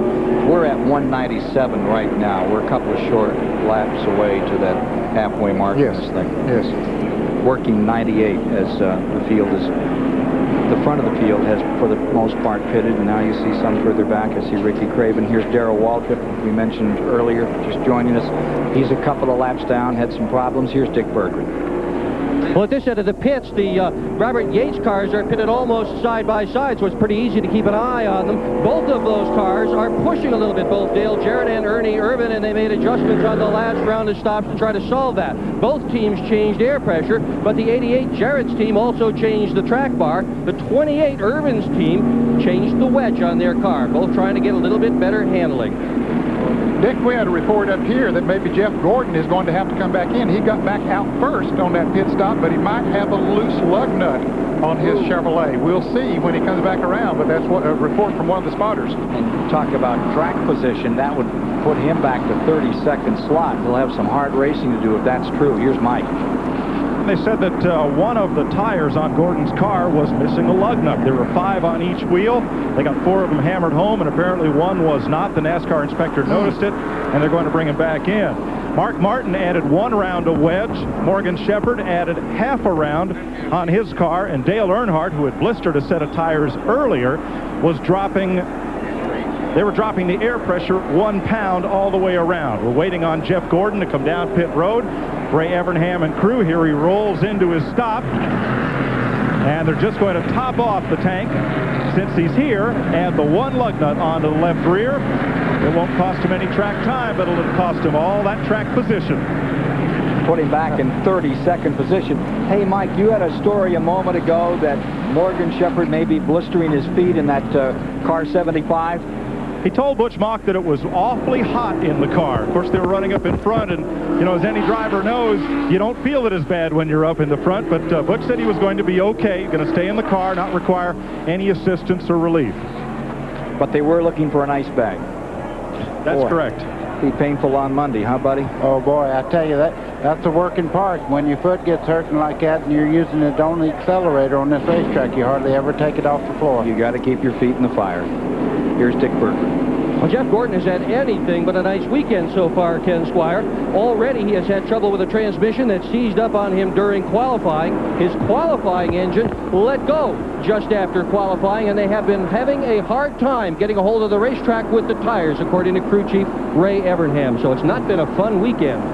There you have Jeff Gordon's view from 32nd position, but as they come down on a restart, you will have Ricky Rudd, who was in that terrible crash a year ago, about 10 laps into this event.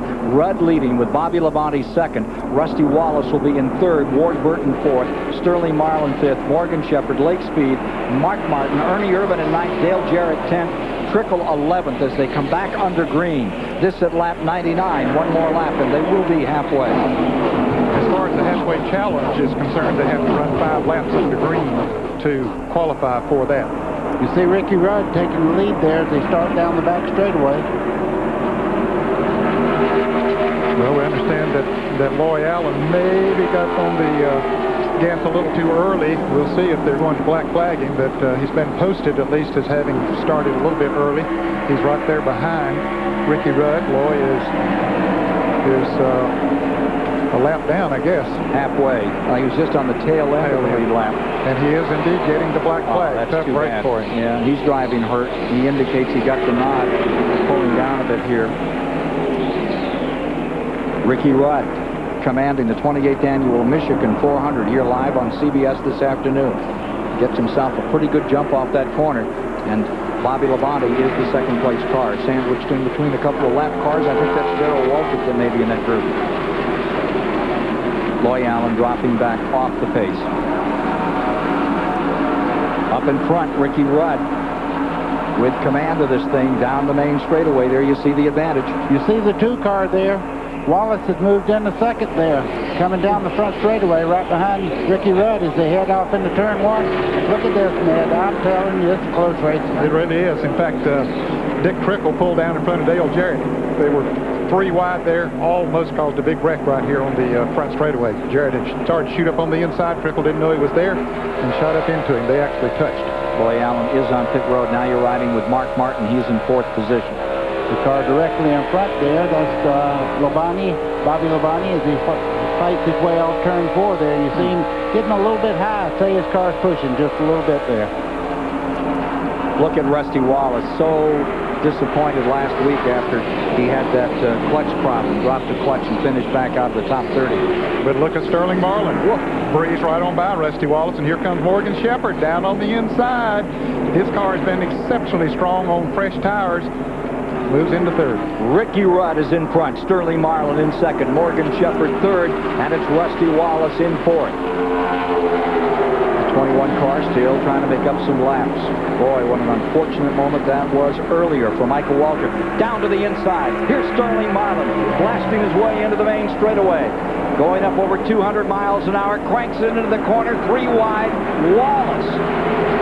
Boy, you talk about doing a slide job. He came all the way down from the top to the bottom. Well, Rusty Wallace, he changed his mind twice there. You can see the car kind of twitch back and forth. You see him wash up the racetrack as he gets pushed out of position there. Ernie Irvin's on the move. Gee, the guys in the oldies used to talk about Billy Wimble and Ernie Gahan doing those reverse slides. That looked like one there, top to bottom, right through the traffic. Whoa, Rudd dropping back a bit here. Well, I wonder if he maybe only took on 2 tires. He got out of the pits first after Jeff Gordon, and I wonder if he only took on 2 tires and might be hurting him right now. Boy, he's getting chewed up. No, that looks a little more serious to me. Yeah, it does. It looks like he's lost speed on the straightaway. So that looks like the engine. Here's Kyle Petty coming out of the pits after an unscheduled pit stop. Ricky Rudd, who started the day in 14th spot. 93 400 champion here. In trouble. He's 5th in the points coming into this race. Needed a good finish here to stay up there. Big 10-car wreck put him out of business last year in this event. That's got to hurt. Sterling Marlin is the leader in the battle, just behind him, about 10 car lengths back. There you have Morgan Shepherd right in it another time. With him comes Ernie Irvan, Rusty Wallace, Mark Martin, and Earnhardt.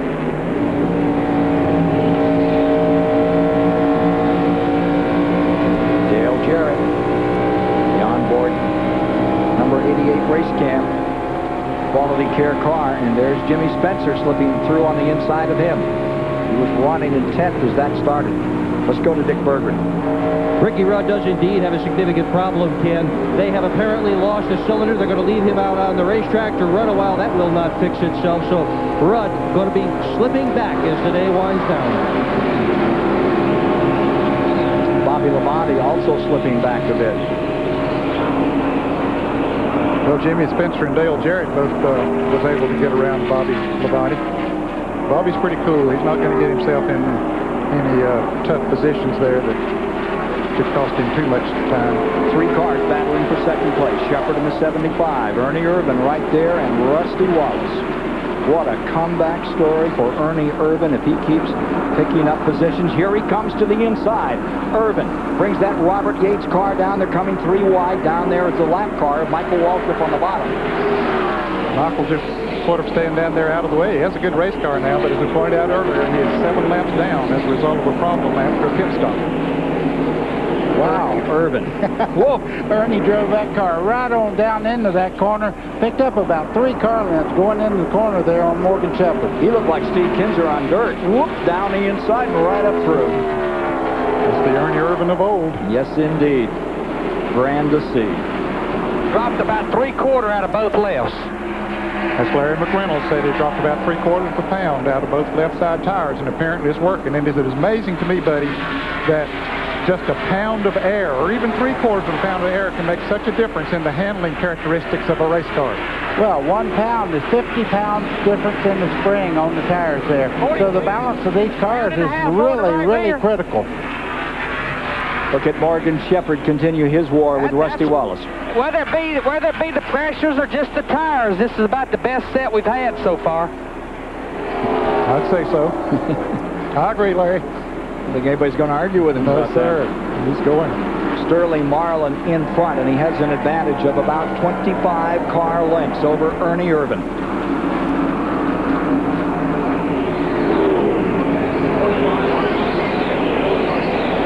Rusty Wallace challenging another time on Morgan Shepherd for 3rd. Here's Mike Joy. And Ken, the car that's coming into that picture is Dale Earnhardt. He started the day really loose. This is what these tires should look like when they come off the car. Dale Earnhardt's second right rear tire was this one. It was really blistered on the outside edge after they made an adjustment. The first right rear tire was blistered on the edge and the middle. They've got it better, and now they have the car just about neutral, and Earnhardt says he can race with it the way it is now. He's certainly racing, Mike, no question about that. He's racing hard. Raced himself right up through the field, back into the top 3 here.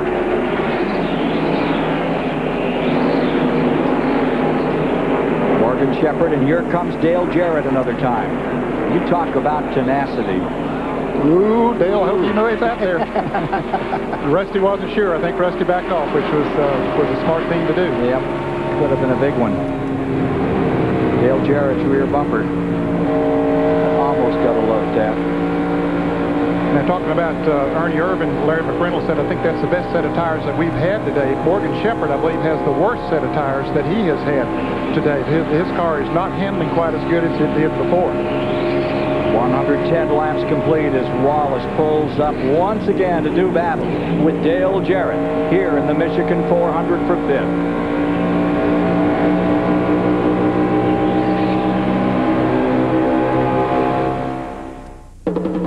If you're up early enough to have the road to yourself, driving can actually be fun. My hot rod days are over, but I'm still more likely to pass than to be passed. Sometimes on the weekends, my husband and I just like to kind of take off and lose ourselves in the beautiful scenery. If he's driving, west. That way. I'm not. very easy. Now with $600 cash back, Ford Contour's just $14,730. Or get incredible 2.9% APR financing. Hurry, this offer ends soon. What do you get when you take Wendy's crispy chicken nuggets, 5 tender pieces of all white meat, served with one of 4 savory sauces, and make them just 99 cents every day? You get busy. Wendy's crispy chicken nuggets, now just 99 cents. Some of the most admired cars you'll see are owned by the guys who know cars best. They're ASC certified master mechanics, and the #1 brand of motor oil these guys use in their own cars and trucks is Valvoline, makers of Durablend, the leading semi-synthetic for a cleaner engine due to better control of harmful deposits. So use the oil the mechanics who take care of your car use to take care of theirs. Valvoline. People who know use Valvoline. If it's Saturday night, it's steak night. That's just the way it's always been. And I always use my favorite steak sauce. It's tradition. Excuse me? What? Yeah, sometimes I'm in the mood for something different. Something rich, robust, Something zesty. hearty. Delicious. It's there, and it's great. A steak sauce for me? Are you serious? Can you do that? Yeah, all right. New A1 Thick and Hearty. Steak has never been done like this before. We're all in search of answers.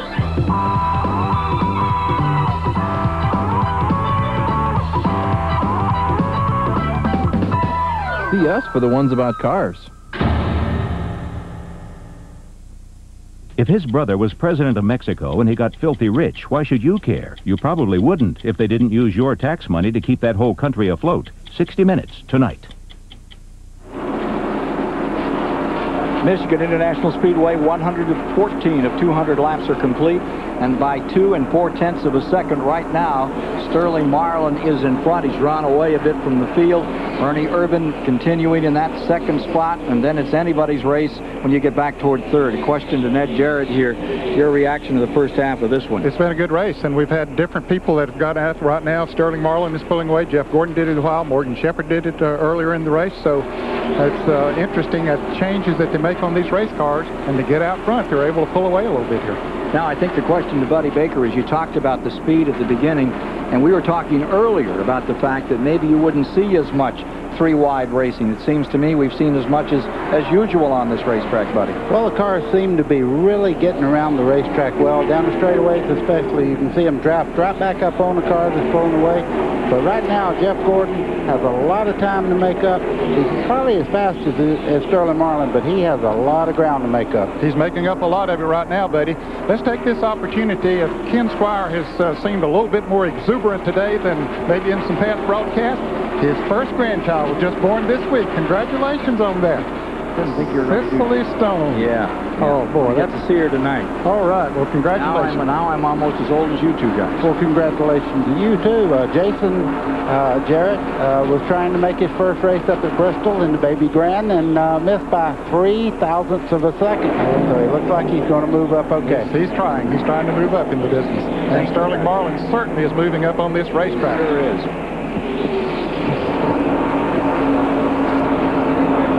Sicily heard that. Thank you. Sterling Marlin in the lead. Irvin in second. Now look at this. Here's Earnhardt. Zoom. Got it. Boy, he closed in on Ernie in a hurry and just blew right on by him. From 14th position, this run by Earnhardt. Whoa. Boy, he's giving them a show here today. There are 98,000 seats. They've been sold out for 5 months for this event. They could add another 20,000 seats, and they still would be sold out 5 months in advance, and this is the reason why. The old master, the 7-time champion, Earnhardt, putting it on right now. You know, that's what championship teams are made out of, and they know when Earnhardt's complaining about a chassis. If he says, I need a little bit of bite in or a little bit out, they know what he's talking about. They've been together so long that they can really fix his car, even if it's off at the first. They never stop adjusting on it if the need is there. Car 3 is 3 seconds back from that leader, Sterling Marlin. Now here is Jeff Gordon. Remember, he had to restart in 32nd position. Lug nut missing. He's come back out, and he's scrambling back through the field. He is right now in 14th position. And for more on Gordon, here's Mike. Well, Ken, the car's getting pretty loose on them. Oftentimes, you'll change 4 tires, and the 4 you put on, even though they're made the same and have the same compound, don't react the same to the way the chassis set up as the 4 you took off. Driver speaking a kind of shorthand, and Gordon called in, and he said, this set of tires is not as good. And Ray Evernham barked back, well, make it a good set. Saw some smoke up there, just down, pulling around here. That's the 90, Dick Trickle. Dick Trickle in trouble, and he's had such a good ride today. He was up in 12th place. Now this is for 3rd position. You watch the number 2 and the 28. They're duking it out. 3rd spot. And here comes Dale Jarrett right back in the bottom. Rusty Wallace very tight in the center part of the corner. You can see him wash up right behind the 28 of Urban. Boy, that was almost contact there. Look at Jeff. Look at Jarrett go on the inside going into turn 3. 190 miles an hour, even across as they go in, and it's Dale Jarrett. Broken leg, broken rib, bruised all down that side, and he's given that car a ride. Here he comes back after Urban. You talk about determination and guts. You see it here in these Winston Cup drivers. Looking back from Dale Jarrett, and there you see Rusty Wallace. All of these guys used to performing hurt, and you're driving in 140-degree cockpit temperature, lap after lap, hour after hour, and what a performance they're giving this standing room only crowd in Michigan today. You could actually see Rusty Wallace giving hand signals to the car behind him of Mark Martin as they went down the straightaway, telling him, let's get in line and try to pick off Jarrett. That's exactly what they were trying to do. Well, Jarrett's got himself a teammate there now, Ernie Urban, that they could run with, and there's Sterling Marlin out there by himself. He don't have any help from anybody, and doesn't look like he needs any help. Here's Jeff Gordon. Let's see how much he's got to make up as he closes down and tries to get back in this race. Lake Speed's just in front of him in the 9 car, the Harry Melling car, in those same colors they rode to victory with. He's 9 seconds back from the leader, almost 10, 9.8 seconds back is this car, number 24, the Rainbow Warriors. Not seeing much of a rainbow here on this beautiful day in the Irish Hills of Michigan. What a way to celebrate the 100th anniversary of the motor car. The Fords and Chevys and the Pontiacs really putting it on here. There goes Jarrett back on the inside, and look at this tangle for position. Dale Jarrett down low, Ernie Irvan on the outside, and Rusty Wallace all in that bundle. But if he can't clear Ernie here, Rusty must probably shoot by him on the outside because they have the momentum in that high groove. 3rd place at stake. You see, as Buddy has talked about, Jarrett runs that very, very low line. So now, why does that car work so well on the bottom? You must have talked to him about that. Well, they tried to set it up that way, and look there. He cleared Urban that time coming off the turn. They set it up to do that, and some race cars you can get to do that, and others you just simply can't. That happens to be a race car that you can get to work down in that bottom lane. Lapping Loy Allen, number 19. He's back in 34th position. Loy Allen, he's also driving hurt today. Now take a look at Gordon. There's Gordon. See him closing ever closer on Lake Speed for 11. This is how far he has to go to catch the leader.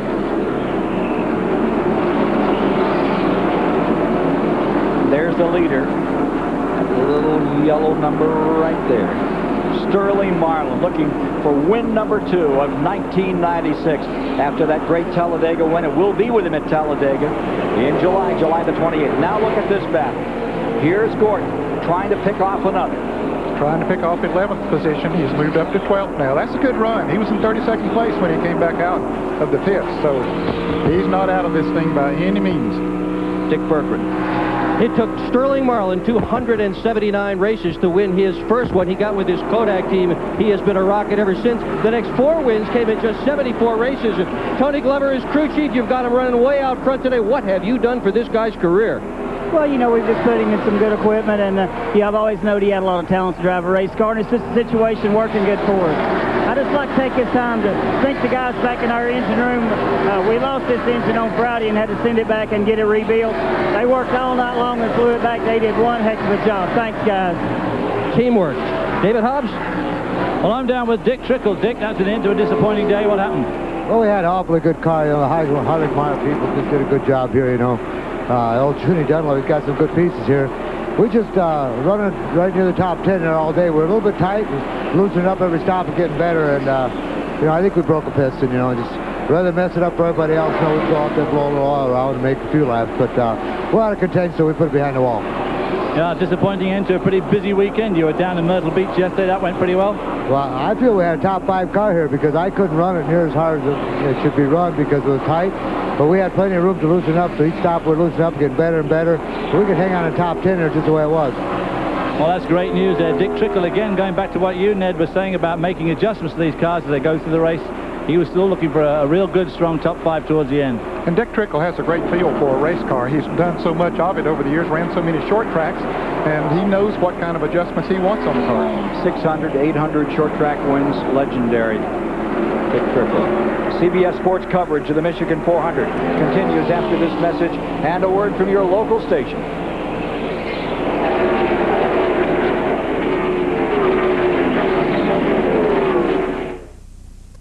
Where does Napa keep over 200,000 different parts? Right up here. Now remember, your belt tension on this is critical. What kind of car is it? Well, I'll sell you all the struts you want, but I wouldn't recommend putting them in without the right tools. I'm sure we have it. Okay, is it a 77 or a 78? Because they changed the carburetor in 78. Actually, that's not a stupid question at all. I know what it used to be. You don't stay at Napa long handing out the wrong answers, and I'm not planning on going anywhere. America running.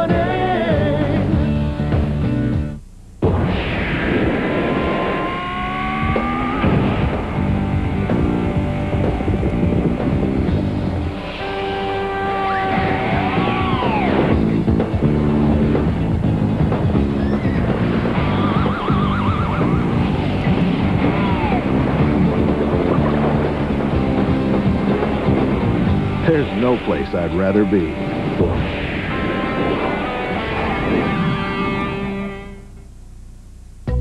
You're on CBS. It's all right here at your Suncoast GMC dealers. The new Jimmy from GMC. It's all right here. The Jimmy, equipped just the way you want it. It's all right here. With anti-lock brakes, airbag, and the most powerful standard engine in its class. And right now, you can get low 4.8% APR financing when you take delivery, but it won't last long. It's all right here. Make it your red letter day at your Suncoast GMC dealer. Because it's all right here. You gotta get dirty, you know? If you go through life just sticking to the roads, and if you're designed to be off-road, then use it. Getting dirty's tons of the fun. I think it's a mental cleansing, if you will. Cleaning your insides while dirtying your outsides. And that's what Chevron with Techron's all about. It helps keep my engine clean and emissions low. No gasoline cleans your engine better than Chevron with Techron. Chevron, simply smarter. Man, what a rush. Learn child and infant CPR Saturday in Pinellas Park. We are back with you at Michigan International Speedway. The laps running down. We've completed 131 thus far. Sterling Marlin with a big advantage, almost 5 seconds out here over Dale Jarrett, who's now taken over in second spot. Earnhardt is in third. Fourth is Irvin as they come by with Rusty Wallace fifth, and Terry Labonte is on the move. He's up to sixth. Mark Martin is in seventh. And further back, Jeff Gordon continuing to wend his way back into this race from 32nd position. He is now back up to 11th. Looking for Jimmy Spencer, who is in 10th. And again, just joining us, Michael Waltrip, several laps down. He's running as fast as anything on this track, but he had trouble on a pit stop. Now, right here to our left and right at the start-finish line, 117 steps above the speedway, are the spotters who are on call to these drivers throughout the race and make such a dramatic difference. These are the folks who talk to those drivers, lap after lap, tell them where they are. Some drivers like a lot of conversation, some like Earnhardt like zero. But they're key when you get into these moments of crisis on this big 2-mile track. They're your eyes and ears. When you can't see the back straightaway, they can let you know what's going on when it happens over there. And sometimes, too, we've seen some drivers using various lines out there on the racetrack, and they might say, hey, so-and-so's coming up on you, and he's running a lower line than you are. You might try that. And so they're your eyes and ears, and they can be a big help to you. You saw Ricky Rudd in that picture just a moment ago. He was leading 29 laps back. He's now a lap down. He had some problems, had to come into the pits. 31st. I don't think he came into the pits, Ken. He just slowed down. He lost a cylinder and is still out there. Still trying, but a lap down. To take a look at this battle, this is a dandy. Here's for 10th spot. Gordon on the move to the inside, and he has Spencer. Next on his list would be Jeff Burton, number 99, about 10-15 car lengths in front of him. Spencer not willing to give him up. I don't think he has much choice. Gordon's car is really strong off the corner. You see he's cleared him there, takes that spot away. But from 32nd, he is back into the top 10, and he's 11 seconds down to the leader with 65 to go. Dick Berkeley. Well, Ken, everybody on pit road is working hard on fuel mileage. They've all got the calculators out, and here's why fuel mileage is always such a story at Michigan. In 1994, the average number of cautions per race on the whole circuit was 7 per event. In 95, it was 6. In the last 5 years, we have averaged just 5 caution flags per event here at Michigan. Now, depending how you want to look at that, that's either 1 or 2 less opportunities to come into the pits and put gas in the car, and that makes pit strategy in terms of fuel timing absolutely critical here at Michigan. Kyle Petty retiring from the race. And Dick, what you were saying there, that Jeff Gordon having to come back into the pits might work out to his advantage depending on the fuel mileage he'll get. He had topped off with fuel, of course, when he came in, along with Jeremy Mayfield, Ken Schrader, and Todd Bodine. So he might be able to stay out there and stretch this thing to one more stop. For 9th position and for 8th. And now look at Urban and Earnhardt back in it again. Up in the front of the field. Urban and Earnhardt for 3rd spot. Wallace there. Couple of good wars going on this track. Dale's kind of square in the corner. I'll see in the middle part of the corner there. He goes high on the racetrack. Ernie Irvan takes that spot away. Now comes the 2-car, Rusty Wallace. Irvan into 3rd. Into 4th comes Wallace. Earnhardt falling back. There goes Terry Labonte. He gets by him. Yeah, Terry was way back when we started. He wasn't back as far as Jeff Gordon, but he was back, you know, in the middle of the field, and he has caught this crowd. He inched his way on up towards the front. Earnhardt fighting, trying to stay up here in the top 6. Martin trying to push him back another spot. Kyle Petty out of the race. Here's Martin looking at Earnhardt. Let's go to David Hobbs. Well, I'm down with Kyle Petty. Kyle, miserable into what looked like a pretty miserable day one way or another. Yeah, our car was real loose getting in the corner. I couldn't even get anywhere close. And then I guess we got a piece of trash on a grill right before the last caution or during the last caution, and it overheated during the caution, and it must have just got hot enough that it cracked the head really quick. And we come and put water in it, went back out and run about 15 or 20 laps, but it's just running out the side of the motor, so time to go home. What about the new nose we heard so much about? Yeah. I see. So you don't think much of the new nose. Well, that's Kyle Petty, Ken. Ned Benny just a little bit upset. And as you were talking to him, Joe Nemechek pulled his car into the garage area. Take a look back here. You see that the 99, he's fallen back another spot as Jeff Gordon continues his assault. The 1994 Rookie of the Year, Jeff Burton, losing a spot to Gordon as he continues to try to collect those leaders. You know, Ned, you said just a little while ago, Morgan Shepherd must have the worst set of tires. I don't know what's wrong, but Jeff Gordon just went by him like he was standing still just a lap back. Yeah, that car is definitely not handling the way it was. Now there's Sterling Marlin. His lead has been as much as 5 seconds. It still looks about that. Over Dale Jarrett in 2nd place, and then the war for 3rd spot as they continue to swap that position. Ernie Irvan for the moment into 3rd. You see Labonte going to 4th. Terry Labonte into 4th. Terry Labonte currently 2nd in the Winston Cup points. There's Wallace right behind him. Earnhardt picking up a spot again to 6th. Marlin just sitting there cruising. Check that interval. I think it's over 6 seconds now. Boy, what would you do to that car when you make your last pit stop? I wouldn't have any idea what to do there. It looks perfect. Yeah, they've really done their job this afternoon. The pit crew, 7.5 seconds. Here comes Irvan again, and that battle is so good. Terry Labonte on the bottom. This is for 3rd. for third spot. Jerry Labonte, number 5, and Ernie Irvan. Ernie's been in a battle street fight every moment of this race. Rick Mass had just pitted number 1 another time. He was running 24th. Here's David Hobbs. Well, I'm down in the garage here with Joe Nemechek. Joe, not where you wanted to be. What happened? Something started missing in the motor. I think we broke a valve spring or something. About typical for our luck so far this season. But, the whole Burger King crew, they're just working real hard. We're trying hard. We had a good car here. We're just trying to ride around and try and finish. We haven't finished the Winston Cup race here yet. Just seems like we have little problems all the time, and we'll get better. We'll be there.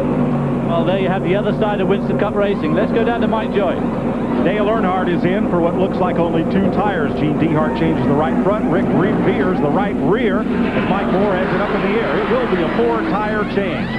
Danny Myers and Danny Lawrence gassing the car while the left side tires go on. Second can of gas going in.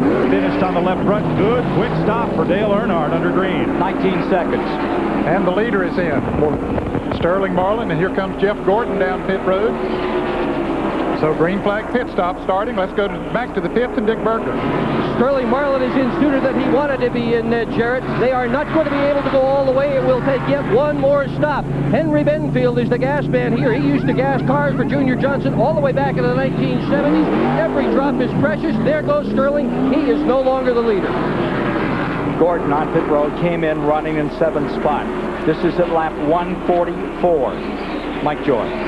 No chassis change on Jeff Gordon, Ken. Apparently that set of tires came around to his liking the way he was moving up. They're finished with gas. They're done with the left side. He's away.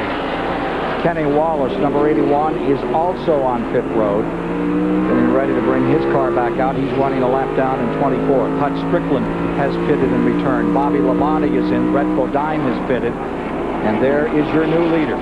It's Dale Jarrett in the 88, and they seem to get good mileage. They get pretty good mileage. It's pretty well understood that sometimes the Fords don't get as good a mileage as the Chevrolets, but at Charlotte they got good mileage in their last 100-mile run there, and he went on the first pit stop here, went as far as anybody excepting Bobby Labonte. Ernie Irvan is now pitting. Jarrett is first. Terry Labonte is second. Rusty Wallace is third. And it looks like car number 37 may just have blown up. John Andretti going down the back straightaway very slowly. Mark Martin is in. Ricky Craven. Now we see Morgan Shepherd on pit road, followed by Bobby Hillen. And here's Mark Martin's pit stop.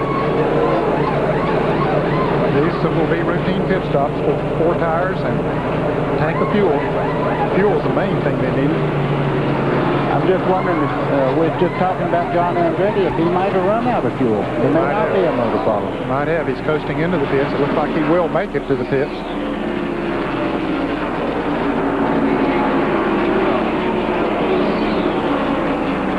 Here's Dale Jarrett, the 88's been your leader. Coming into the pits.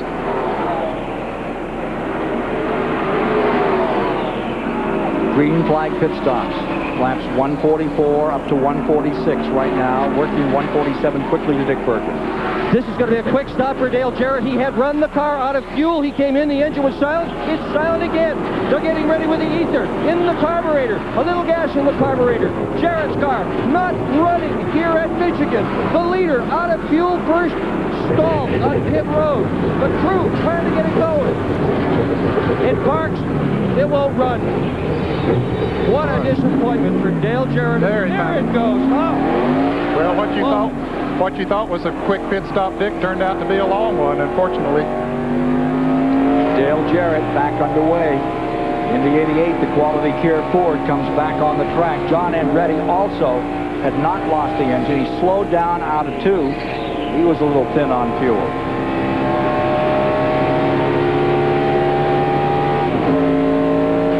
Underway. This is all green flag stops. Jeremy Mayfield is pitted. He's out. Roy Allen.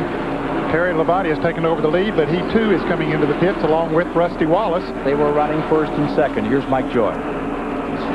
Rusty Wallace on his way down pit lane, Ken, and Robin Pemberton and crew are ready for him. Hunting looking for his pit stall. Crew members ready to jump over the wall.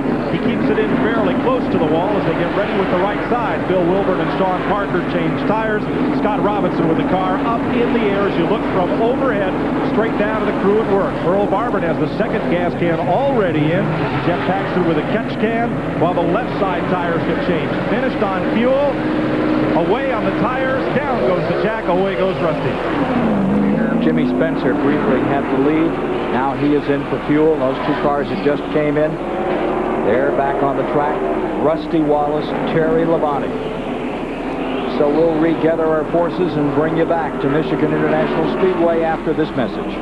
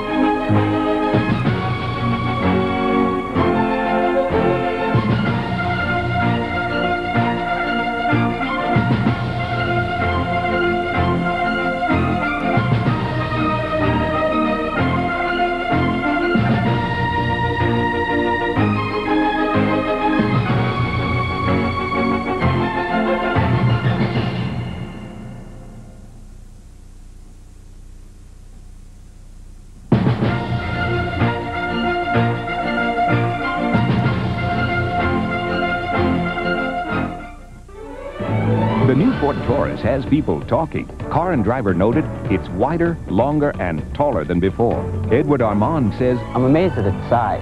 It's actually bigger than it looks. Automobile Magazine calls it maybe the best family car ever made. And Maria Stylo adds, I love it. I've never gotten so many compliments. the new Ford Taurus. Now with $600 cash back, Taurus starts at just $17,945 or get 2.9% APR financing. Hurry, offer ends soon. You know, working at AutoZone is more than just looking up parts or ringing up sales. Most of all is listening. Because my customers know more about their cars than I'll ever know. They know every rattle by heart. I mean, that car is their baby. So when they got a problem they're going to fix themselves, I'm going to do my best to help them get whatever they need, no matter what it takes. Because people like that, they don't deserve anything less than the best I can give them. Get your motors running. First, the Grand National Race are gunning at the Watkins Glen 200. Then, NASCAR trucks bump and run right to the finish. Next Sunday on CBS. The Bud One airship and its eye in the sky camera, proud to provide these pictures from more than 1,000 feet above the Michigan International Speedway on this glorious first day of summer.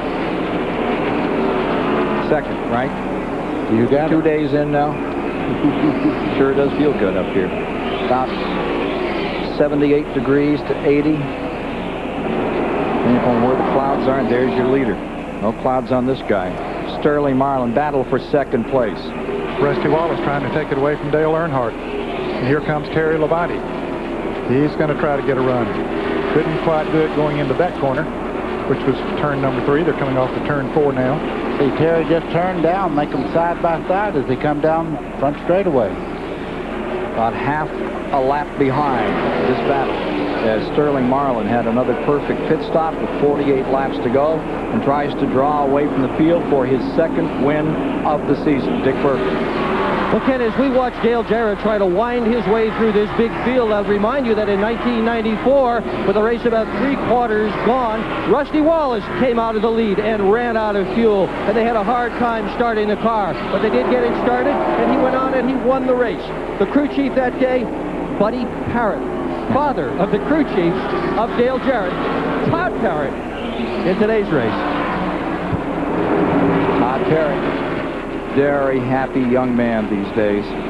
Couldn't have found a better place in his career than on that car 88. Now there's Hut Strickland. About to go another lap down. He was already 1 lap down, being shown in the 28th position. Hut had a tremendous run last week at Pocono until he had some transmission problems. There's Sterling Marlin. He's built up a big lead here. 22 cars remain in the lead lap, and as you watch Sterling Marlin in front of these 96,000 folks in the grandstand doesn't count what's in the infield. Boy, you can see it is a healthy advantage that he has. Here's second place just rolling down out of turn number 4. That's Rusty Wallace right there. Second position. Almost 9 seconds. Terry Labonte right there behind him. A little less than half a lap. But it's a big lead in Winston Cup racing. Not as big a lead as you've had anywhere along this season. Gets right in there. Dale Jarrett never had that much in winning the 600 the other day, and they thought that was a blowout. Here's David Hobbs. Well, Larry McReynolds and the crew here in the 28-car garage and, of course, 88 car too have been doing a lot of working out there. I was standing down there while they had the calculators out, and there was a lot of grimacing and shaking the head. And I think the general consensus, they're going to have to come in with about 4 or 5 laps to go for stop and go splash of fuel. They aren't going to make it to the end, that's for sure, and either of these two Fords. All the leaders have made this fuel stop under green. Anybody differ with that? Somebody will go all the way, I'll guarantee, or run out of fuel on the last lap. I think the two that has the best chance of it are Terry Labonte and Bobby Labonte. Bobby Labonte. All right, Mike Joy. Well, that's just the question I've been asking up and down pit road. Earnhardt will have to stop. Jeff Gordon is about 3 gallons short. He will have to stop. Ted Musgrave, Howard Comstock's, I think we can make it. And Robin Pemberton gave the same answer. Now, Pemberton, Rusty Wallace has to go 52 laps. Musgrave has to go 51. Bobby Labonte can make it, and the question mark is Terry Labonte. We'll get the old rule out and see. There's a Wallace fan. Got a lot to cheer about right now, just barely in front of Texas Terry Labonte in that struggle for second position. Ward Burton back in the pit. Steve Grissom is in with the hood up on his car. And the hood goes up on the Ward Burton car. Let's go back to the pits and Dick Burkert. Well, at first we thought Terry Labonte was going to be able to make it on fuel. Oh, now Gary Dehart, his crew chief, just waving his hand side to side. He says, maybe we can. He just told me a second ago, nah, we can't make it. And that's really what's going on down here. They're all trying to figure it out. One team that knows they cannot make it is Sterling Marlin's crew. Number 4, your current leader. They will have to pit again. Number 4 was 4th here last August in that other 400. This is a race that hasn't treated him particularly well over the years. See him building almost 10 seconds now, the advantage by which Sterling Marlin leads, but at a point it is definite. He's got to give it up.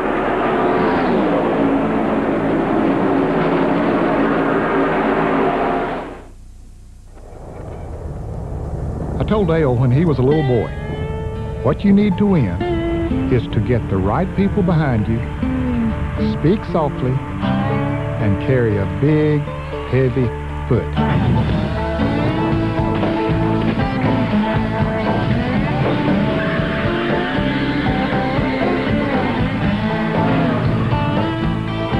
Get race quality service with quality care at Ford and Lincoln Mercury dealers. Wake up, little Susie, wake up. Wake up, little Susie, wake up. Wake up, little Susie, wake up. If more top mechanics use one motor oil over any other brand in their own cars and trucks, maybe it's time you changed your oil. Valvoline, the #1 choice of America's top mechanics. What, is this your idea of excitement? Let me tell you about exciting, okay? Driving around a racetrack at over 200 miles an hour, that's exciting. These are just flakes. Well, what do you think? These are really good. They're crispy, too. Really? Yeah, they're mighty good even with nothing on them. What are they? Hey, Charlie. Yeah. Kellogg's Corn Flakes? How could I be so dumb? You got 500 miles to think about it. Kellogg's is proud to sponsor NASCAR champion Terry Labonte. Extreme? Try strapping yourself with a 4,000-pound rocket. Then run at 220. 6 inches away from 41 of your closest friends. Real close. NASCAR. Extreme and always has been. Busch, the official beer of NASCAR, and always has been. This week on Dave, Cher, Shaquille O'Neal, Luke Perry, Blues Traveler, Conan O'Brien, Jerry Van Dyke, Jimmy Buffett, and Michael Keaton. All this week. Here at Michigan, Marlin has a 7-second advantage, and at the FedEx St. Jude Classic, it is a 7-stroke advantage. It's coming up next on CBS Sport.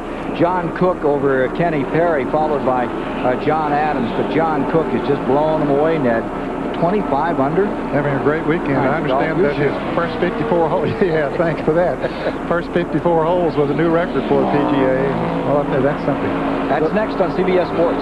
The lead-in to that was out of a sand trap. I know something about that. I live in those things. There's no sand trap on this man right now, but it has backed down. Remember, as we left you, we mentioned he had a 10-second advantage. That's dwindled to 7. Now, is he trying to save it here, gentlemen? Well, if he knows he's got to stop, why in the world would he conserve? I'd be letting it go. Now, that interval is closing up a little. There it is, right there, coming around out of turn 4. It's still a three-way battle. Rusty Wallace on top of it for second place at the present time, followed by Terry Labonte right there with him. And if we pan just a little bit further to the right, there's another guy going to come into that picture before too long. It'll be that number 24 car of Jeff Gordon. They should come in there. Come on, Jeff. Get in that picture. He's not too far behind. There's Earnhardt. Yeah, Earnhardt's back there, but Jeff Gordon is not far behind Dale Earnhardt. There you see Earnhardt. There he is. I knew he was there. I had that feeling. Let's call next victim the way the 24 car of Jeff Gordon's running. Yeah, but he's up there now. Those victims are harder to get your hands around. Yeah, past Mark Martin. There you see, we're looking out the windshield or off the roof cam of Jeff Gordon, but he passed Mark Martin not too long ago and has pulled away from Mark. Hey, we haven't mentioned that we've got a new record going here today. This is correct. We got a 163.9, and the record is 169, which was Davey Allison's in 1991. So we may be in for a new 400-mile record. Here's Mike. Well, a couple of years ago, Ken, here, Jack Roush's car with Mark Martin had a big lead. That's Jack, and he left Mark out there. They ran out of gas, did not win the race. His crew chief is Steve Meal, and Steve, we've looked at the list of who stopped when. Now, who's lying and who's going to be crying here? I hope they're all lying, because there's a bunch of good cars got to stop for fuel. Rusty thinks he can go. Our 16 team car down here thinks they can go. They're in pretty good shape, and I'm just positive Bobby Labonte can go. He's kind of riding around back there picking up fuel mileage after behind his buddy Schrader, so I don't know. I'd like to get a caution and have a race, but I think there's for sure 3 cars that can go without fueling. Are you one of them? No, sir. No, we're not one of them. Not this time, Ken. But the teammate car, the 16 car of Musgrave, running in 18th position, and that lead lap is one they say can go the distance. Now there you see Sterling Marlin continuing to lead. Great racing family out of Tennessee. Sterling one time said, I got my start helping my daddy work on race cars back home in his shop. And then he said, well, actually, it wasn't much of a shop. It was just an old tin shed out back. Learned a lot from my dad. He was independent man who never had a big sponsor or big money, but he never gave it up. All right, now Cuckoo Marlin's kids back in front here today. And here's that battle for second place. Wallace is there, Terry Labonte next, and Ernie Irvan. Second, third, and fourth, all within striking distance of each other. This is a great race right here. You see Ernie Irvan trying to get under Terry Labonte as they start down the home stretch. Just out of this frame, here's Earnhardt and Jeff Gordon, who will be moving right into this group in just a second. Especially with that side-by-side racing, they'll get to suck up there pretty quickly, but Ernie disposes of Terry Labonte. There you see them, second, third, fourth. And the leader continues to be Sterling Marlin, and closing ever closer, Earnhardt and Gordon in 5th and 6th. Going to be a great finish. Don't go away.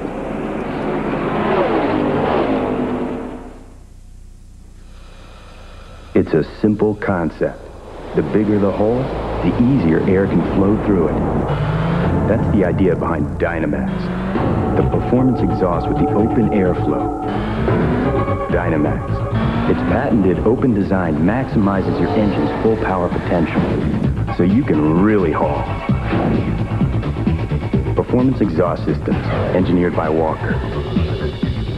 Dynamax. Enter the Performance Zone with Splitfire Performance V spark plugs. You get your passing gear, you're gone. The difference in gas mileage has been fantastic. Splitfire Performance V spark plugs mean better performance, more horsepower, and better mileage.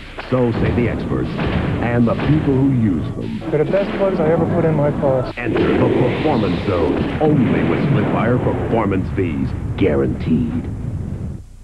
At PrimeStar, we think everybody should be able to enjoy satellite television without having to pay hundreds of dollars for a mini dish. So with PrimeStar, there's no equipment to buy. You get our dish, plus up to 95 channels of fantastic programming, and it starts at about $1 a day. And now there's never been a better time to sign up. Because this month, we're saluting the American Red Cross and donating $10 for every new PrimeStar customer. Call 1-800-PRIME-STAR. This is the Texaco Haviland stock car. And this is the Texaco Haviland Indy car. And while these cars run on special fuels, we figured it was still a good way to remind you that Texaco Clean System 3 gasolines give your car unsurpassed performance. And Texaco Haviland Formula 3 motor oil and Texaco antifreeze coolants provide complete protection. But if we really wanted you to remember our name, maybe we should have sponsored something slower.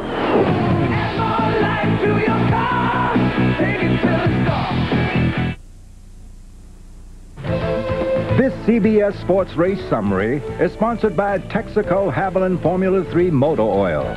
Controls volatility and fights vaporization. At Michigan, with 340 miles complete, 8 different drivers have had a crack at the lead. They swapped the lead 16 times, and they're setting a record-breaking pace at 164 miles an hour. A couple of cautions for 9 laps. And there are the cars out of the event. 6 so far. Cope, Trickle, Petty, Benson Jr. from Grand Rapids, Michigan. One of those. Now there's the story. Top of the screen, you see the leader now by 8 seconds again in front. And on the bottom, take a look at this struggle. All of those cars in that picture on the bottom of your screen are fighting for position. And right now, for second spot, Ernie Irvan dives down through. And he's going for position. That's for second. Wallace goes to third. Terry Labonte stays in fourth. Earnhardt and Jeff Gordon have moved right back into this thing. And there's that interval. That shows you the difference. That's Jeff Gordon there next to the last car in this frame. He just passed Earnhardt. He's moving in on 4th place. You see the 33 of Presley, lapped car just in front of them. Number 33, 1 lap down in 22nd position.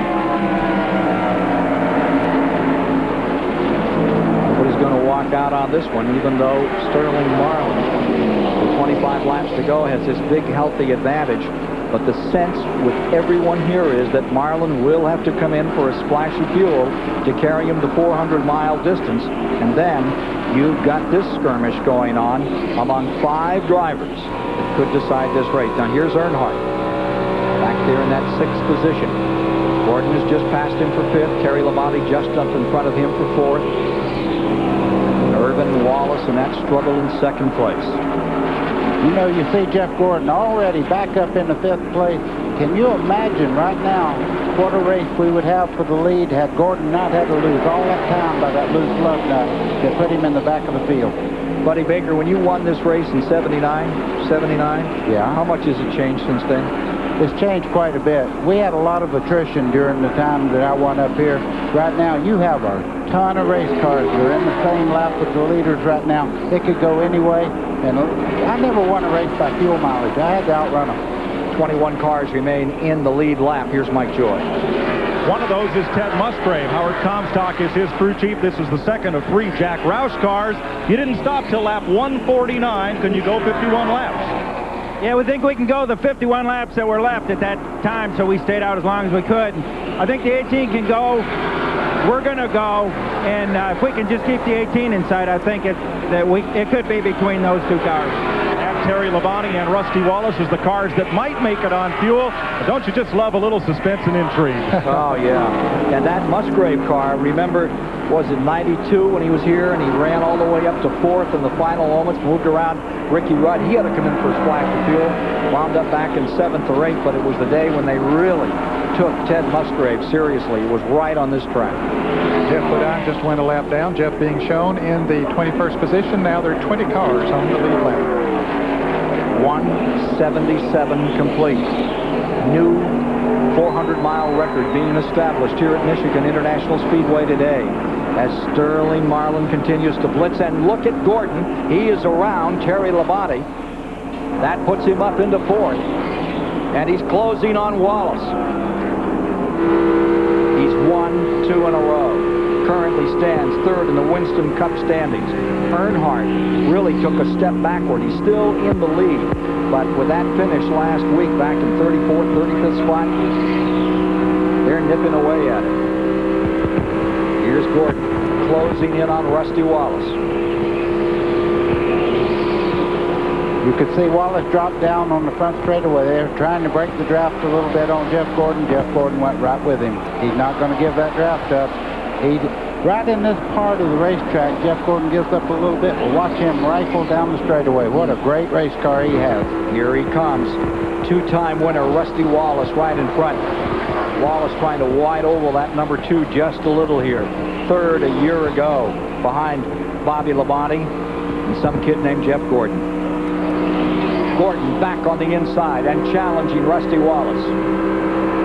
You're watching it live here at Michigan as 98,000 folks in those seats are watching this struggle.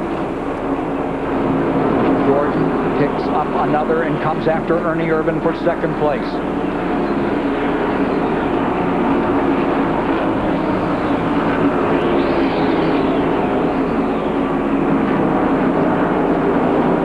Seldom see that car slide much in the racetrack. You know, I was just going to say that. I've watched Jeff Gordon for a couple of years now, and you hardly ever see him get himself in trouble. He drives that car right to the limit, but he never crosses it up, never abuses the tires. He's a lot like his teammate, Terry Labonte. That's the experience out of that Silver Crown Championship in those open field cars. CBS Sports coverage of the Michigan 400 continues after this message and a word from your local station. Before cars had phones, cup holders, or even roofs, Mobil Oil was there. When Lindbergh crossed the Atlantic, Mobil was on board. Mobil was in the world's first minivans, in the first space shuttle, and in the tanks of Desert Storm. So if you think that all oils are alike, think about something. At Mobil, we've been changing oil for over 125 years. Looking for that perfect golf package? Absolutely, positively. CBS delivers right to your home the FedEx St. Jude Classic. Make it a priority. Next on CBS. You're on. Where can you find a powerful pickup that has more standard equipment than the Ford Ranger Super Cab? It's all right here. For less than the Dodge Dakota Club Cab? It's all right here. It's the Sonoma from GMC, and right now choose between $500 cash back or 6.9% financing, but only for a limited time. Imagine driving the sporty Sonoma Club Coupe. It's all right here. Make it your red letter day at your Suncoast GMC dealer today.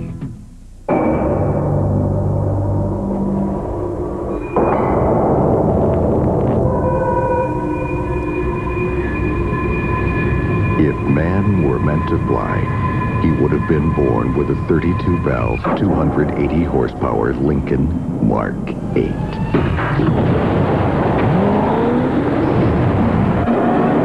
His other alternative is leasing one. Lincoln Mark 8, just $4.99 a month. Double Jeopardy Monday on Tampa Bay's 10. Yes. CBS Sports coverage of the Michigan 400 is sponsored by Ford and your Ford dealer. Have you driven a Ford lately? Budweiser, official sponsor of the 1996 U.S. Olympic team. This bud's for you. And by AutoZone, the best parts in auto parts. 17 laps remain. New track record in the making. The name that could be on it is this man. Sterling Marlin out of Columbia, Tennessee, going for win number 2. And further back, look at this battle continue. Earnhardt in the 3, the 6 of Mark Martin, and Terry Labonte. They just went around Terry Labonte. I got a feeling that Terry Labonte is conserving fuel right now, going to try to go. But here's a second place battle. They're not conserving fuel as Jeff Gordon moves on the inside of Ernie Irvan. Almost even. What a ride Jeff Gordon has given this 24. 10 top 10 finishes in the last 11 races. Terry Labonte's done that as well. Still even for second place. And Irvan pulls back on the outside. Gordon comes back on the bottom. Boy, oh boy, they're getting awful close right there. A year ago, he had 7 wins. Important one for him today. Question is, will that number 4 car in the lead by 10 seconds be able to stay out there? Or will he have to come on pit road for fuel? Further back in the field, here's Ken Schrader, Budweiser car. Haven't given him much of a call today. He stayed right in the lead lap. He's running in 16th position at the present time. Bobby Labonte is just behind him. And Bobby Hamilton that started on the pole just in front of him. Well, we just saw Robert Presley back on pit road. There's the leader getting around Ricky Craven. Ricky Rudd still out there running on 7 cylinders. He's dropped all the way down to 31st position. And Craven is running in 30th. He's running 3 laps back. Mike Joy. Can't expect Ricky Craven and Rick Mast to be the bellwether on pit stops. Mast should be in any time. And once he pits, expect Dale Earnhardt, Sterling Marlin, and Jeff Gordon to be in about 4 laps afterward. Morgan Shepherd would be the first of the Fords to pit if the sequence keeps up. Ernie Irvan and the rest of that group would be in 5 to 6 laps after Shepherd. And the pit board is right now out for Rick Mast. He's in the pit lane, and we begin the final round of green flag stops for those that have to. 14 laps to go. Oh, my heart would be beating so hard I wouldn't be able to hear it if it run out of fuel. There's Earnhardt. There's your leader. Checking that interval, stays right up there big time. Yeah, he has a very comfortable lead. Now, we've talked about Bobby Labonte and Ted Musgrave. They're about 3/4 of a lap behind Sterling Marlin. If everybody else has to stop, Sterling Marlin has a big enough lead over them that he might be able to get in and out. And Sterling Marlin is coming in right now. Bobby Labonte also pit. That's Dave Marcus. I'm sorry, Dave Marcus in. Here comes Dale Earnhardt.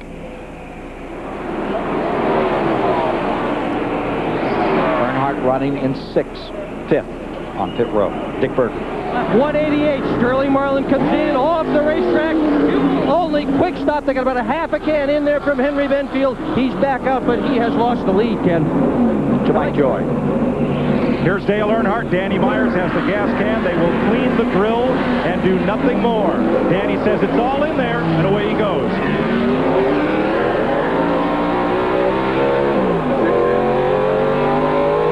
Sterling Marlin is going to get back out in front of Bobby Labonte, as we predicted that he might be able to do. So if Bobby Labonte and Ted Musgrave is behind him, so, you know, if everybody else has to stop, he's still going to win the race. Only 7 seconds.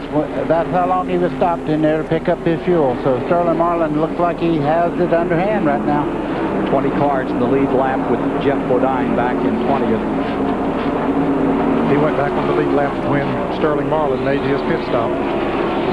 Jeff Gordon with 2 in a row, trying to make it 3. Brett Bodine is in 19th. Dallenbach is in 18th. Musgrave moves up to 17th. Hamilton to 16th. Blake Speed is in for his final splash of gas. 7th place.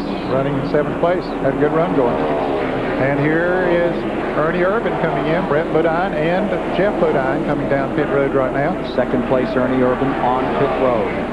Ooh. Lap 190, 10 to go.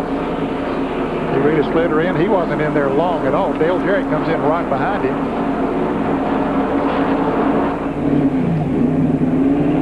There he'll get his splash of fuel. He's out moving already. That was quick. They just need a few gallons. Maybe a gallon or 2. Man, that was less than 3 seconds he was stopped there. And here comes Jeff Gordon down pit road. He has to stop, get a little bit. Leader in. Here's Mike Joy. Mike Belden is up on the wall. He's ready for Gordon. So is Andy Papathanasiou, who has the catch can.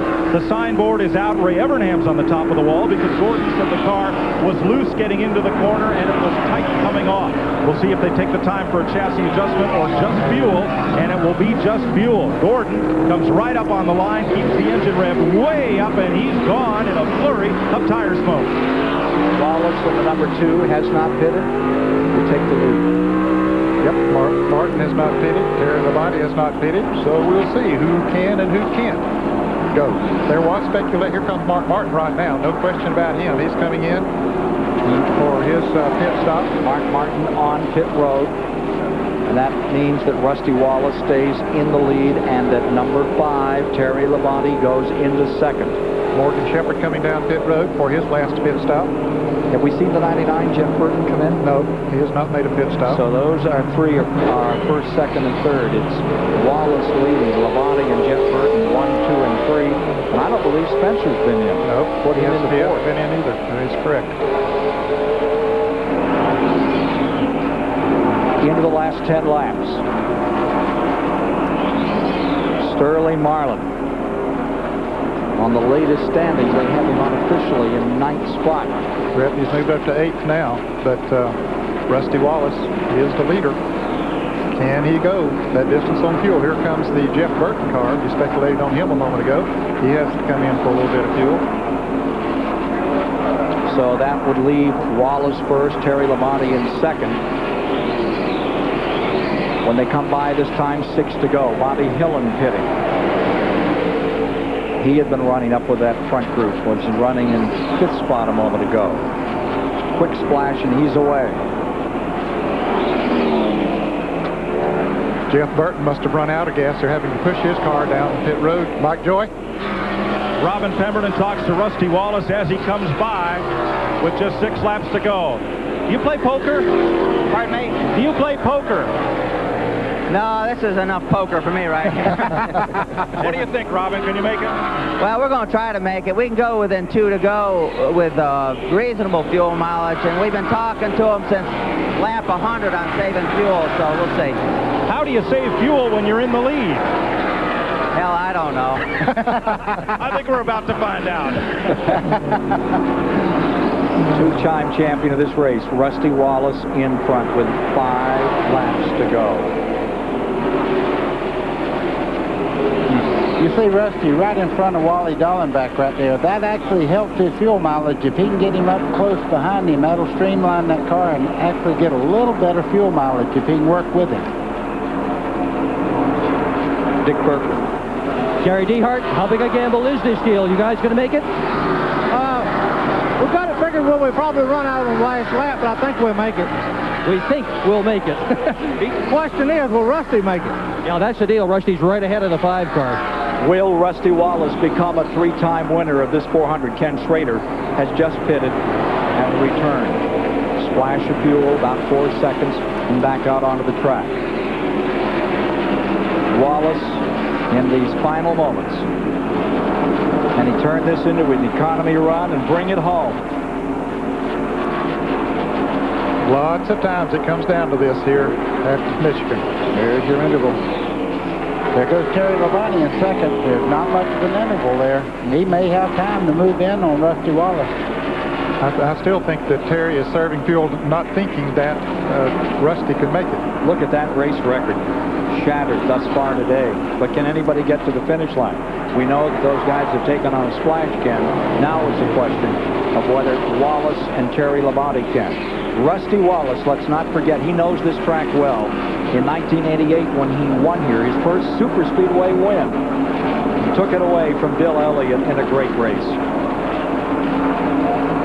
Now Jimmy Spencer is up to 3rd. He hasn't stopped yet either. And there's Jimmy Spencer, and he seems very comfortable just riding this one out, waiting to see what happens to Rusty Wallace and Texas Terry Labonte.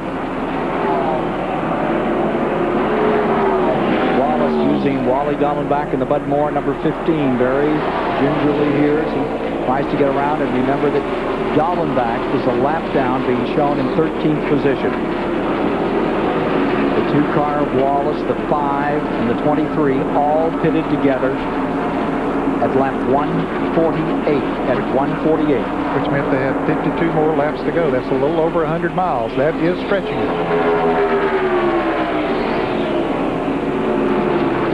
Down to the final moments on this one. It's not one of those stand up and yell and scream. It's stand up and bite your fingernails. I'm not sure about that. You see the 5 car of Terry Labonte moving in. That's the 3rd car in the screen right there. He's really moving in a hurry. Here it comes. Last lap. Has Wallace got enough to get there? Looking back, you see Terry Labonte right there in 2nd spot. Sterling Marlin just passed Jimmy Spencer for 3rd. Down the backstretch, final time. Still steady. Not a sign of a burp on that number 2. This is the corner that matters. He comes off under power. He can knock it in neutral and almost win the race coasting. He's going to do it. And moving up is Labonte. But having this field covered, the 44th career win for Rusty Wallace happens today in the 28th annual Michigan 400. Talk about strategy. That pit crew right there had as much to do with this one as the man at the keyboard. A great victory for Robin Pemberton, a great victory for Rusty Wallace, his 3rd in the Michigan 400. And Terry Labonte climbs ever closer to Earnhardt in those Winston Cup standings, as does Jeff Gordon. And Bobby Labonte, we speculated on him. He has run out of gas. He's coasting across the start-finish line here right now. He didn't quite make it. We'll give you the rundown on those entire standings. Here's Terry Labonte. Bobby Labonte running out just at the finish. But the 44th career win is Rusty's. And here's Bobby just kind of easing it around now. Need to hitchhike home. Rusty Wallace has done it. And Earnhardt's lead is trimmed to 15 points over Terry Labonte after this 400.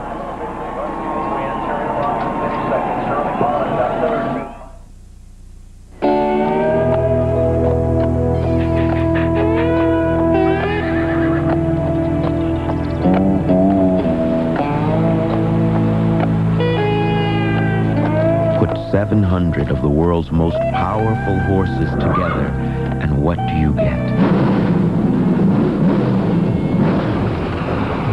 You get out of the way. The Budweiser Ken Schrader stock car. See you at the races. To get the most out of this Indy car, Patrick Racing put Scott Pruitt behind the wheel. They built a team that could get it in and out of the pits in the blink of an eye. And they chose a battery they can depend on to get it started. The Duralast battery from AutoZone. The same Duralast you can depend on to start your car. So don't settle for anything less. The Duralast battery. Power you can depend on. These days, you're working harder than ever. You need a truck that does, too. Don't move. Introducing the all-new 1997 Ford F-150.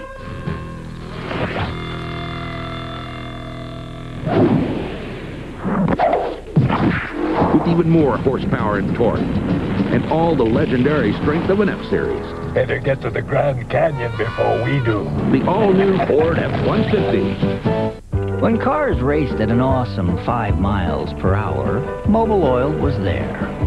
When a race car broke 100, Mobil was in it. Mobil was in the winner of the first race across America. And since then, Mobil has been in more Indy 500 winners than any other oil in the history of Indy. So if you think that all oils are alike, think about something. At Mobil, we've been changing oil for over 125 years.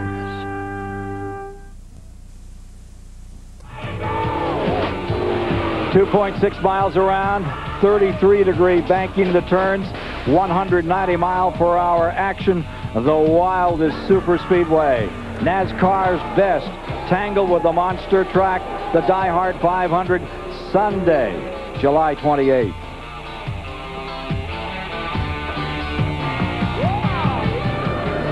And coming up next, CBS Sports takes you to Memphis, Tennessee for live final round coverage of the FedEx St. Jude Classic. That's next here on CBS Sports. And right now to Victory Lane with Mike Joy and Rusty Wallace. Well, it just dumped the last can here in Victory Lane. It was a Miller can, but it was water, not gas. You didn't need it. I asked Robin, how do you conserve gas when you're in the lead? And he says, I don't know. How'd you do it? Well, I tell you, the car handled really good today, and a couple things fell right in our hand. I don't think we had the most horsepower today. That's by far. There's a lot of guys had us beat there.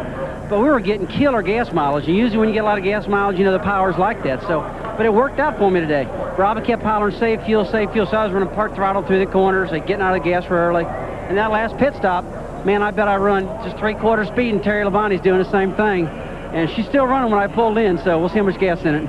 Robin, jump on in here. I know you're a little soaking wet thanks to your crew, but you guys must have a lot of trust in one another for you to be able to say, stay out there and pedal it, and for you to be able to say, well, aren't they going to catch me and pass me? How about it, you two? Well, I tell you, we looked at some things we did earlier. You know, Darlington was just the start of, you know, learning about the fuel mileage thing. We started this plan with 102 laps ago. We started talking about it at halfway, you know, and it's a lot of it's luck, and a lot of it is the guy who listens, and you know, the guys in the crew that are doing a good job. Well, Rusty, today you trusted him all the way to the bank. Well, it worked out really good. And I'd just like to thank all the sponsors, Miller, Mobil, Meade, Fleetwood, all the guys. The Goodyear tires were good, and Unical for having some gas to make it to the end. But I'd like to dedicate this race to my Uncle Man. He lost his life with cancer last week, and it was a special race to win. His wife's here, and it was a neat deal. But a wonderful race. That's 3 now.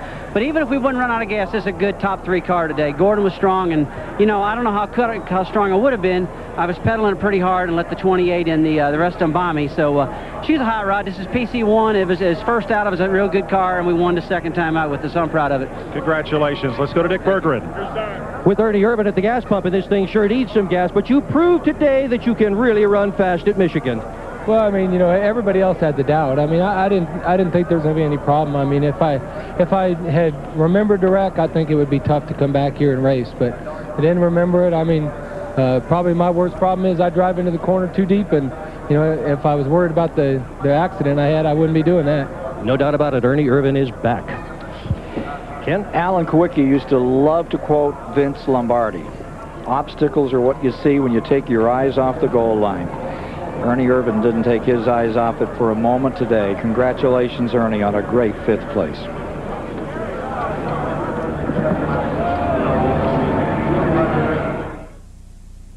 Before cars had phones, cup holders, or even roofs, Mobil Oil was there. When Lindbergh crossed the Atlantic, Mobil was on board. Mobil was in the world's first minivans, in the first space shuttle, and in the tanks of Desert Storm.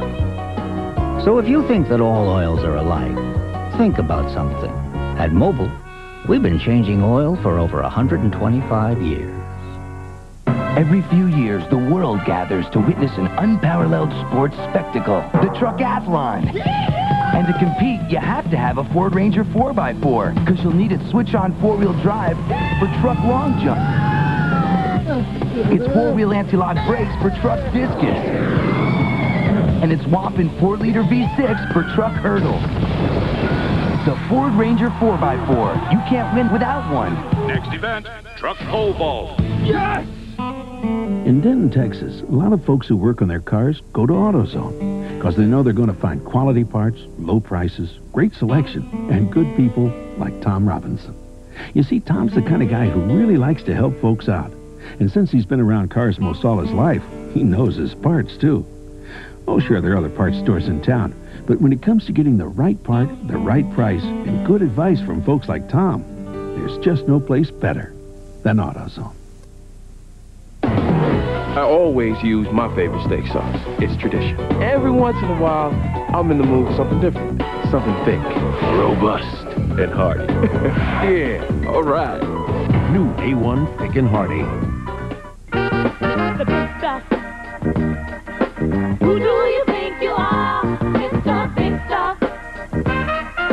Who do you think you are? Oh, yeah. Who?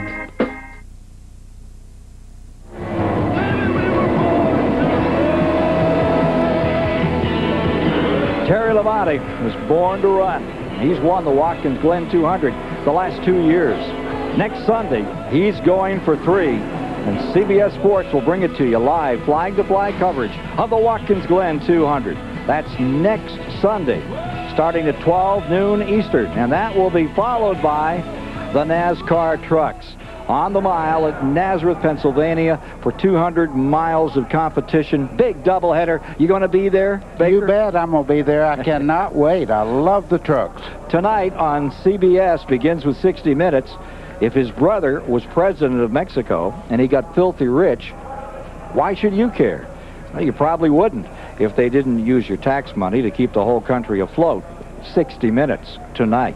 Then it's Murder, She Wrote, followed by the CBS Sunday movie, The Yearling, starring Peter Strauss and Gene Smart. That's all tonight on CBS.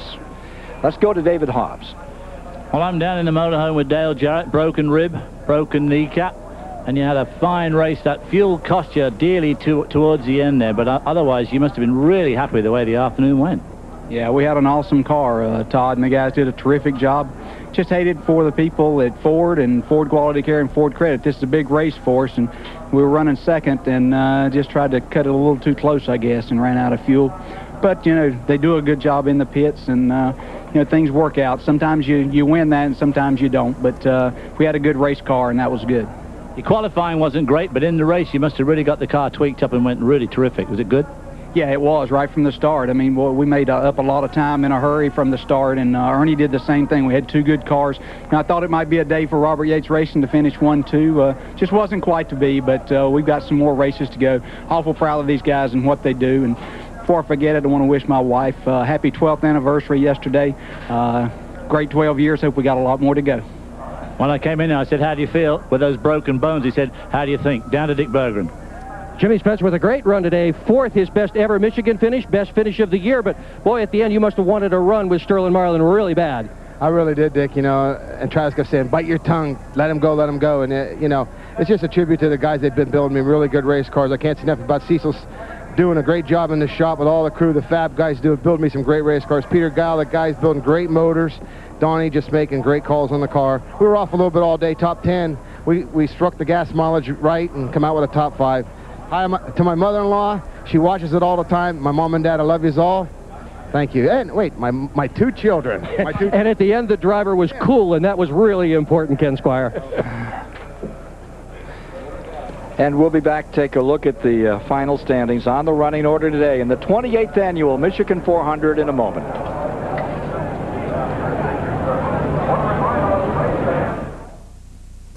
Goodyear AquaTread revolutionized wet traction design. Now Goodyear introduces the first tire with a lifetime tread life warranty. The new all-season InfiniTread. Its tread is guaranteed for as long as you own your car. Call 1-800-GOODYEAR. Right now, get a $40 introductory manufacturer's rebate from Goodyear when you buy 4 InfiniTread radials, Goodyear's longest-wearing passenger tire. That's $40 on 4 Goodyear InfiniTreads. But hurry, this Goodyear offer ends soon.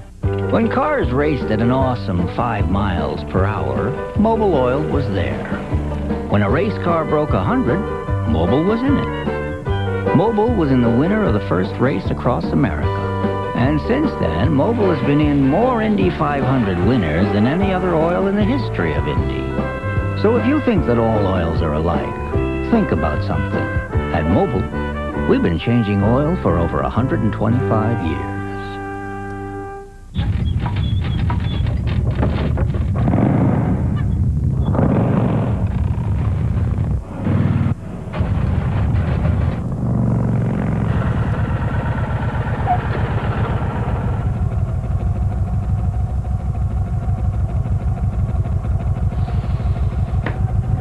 The new Kawasaki Vulcan 1500 Classic, with the biggest V-twin ever to hit the asphalt. You've never felt anything like it. There are those who worry about the future.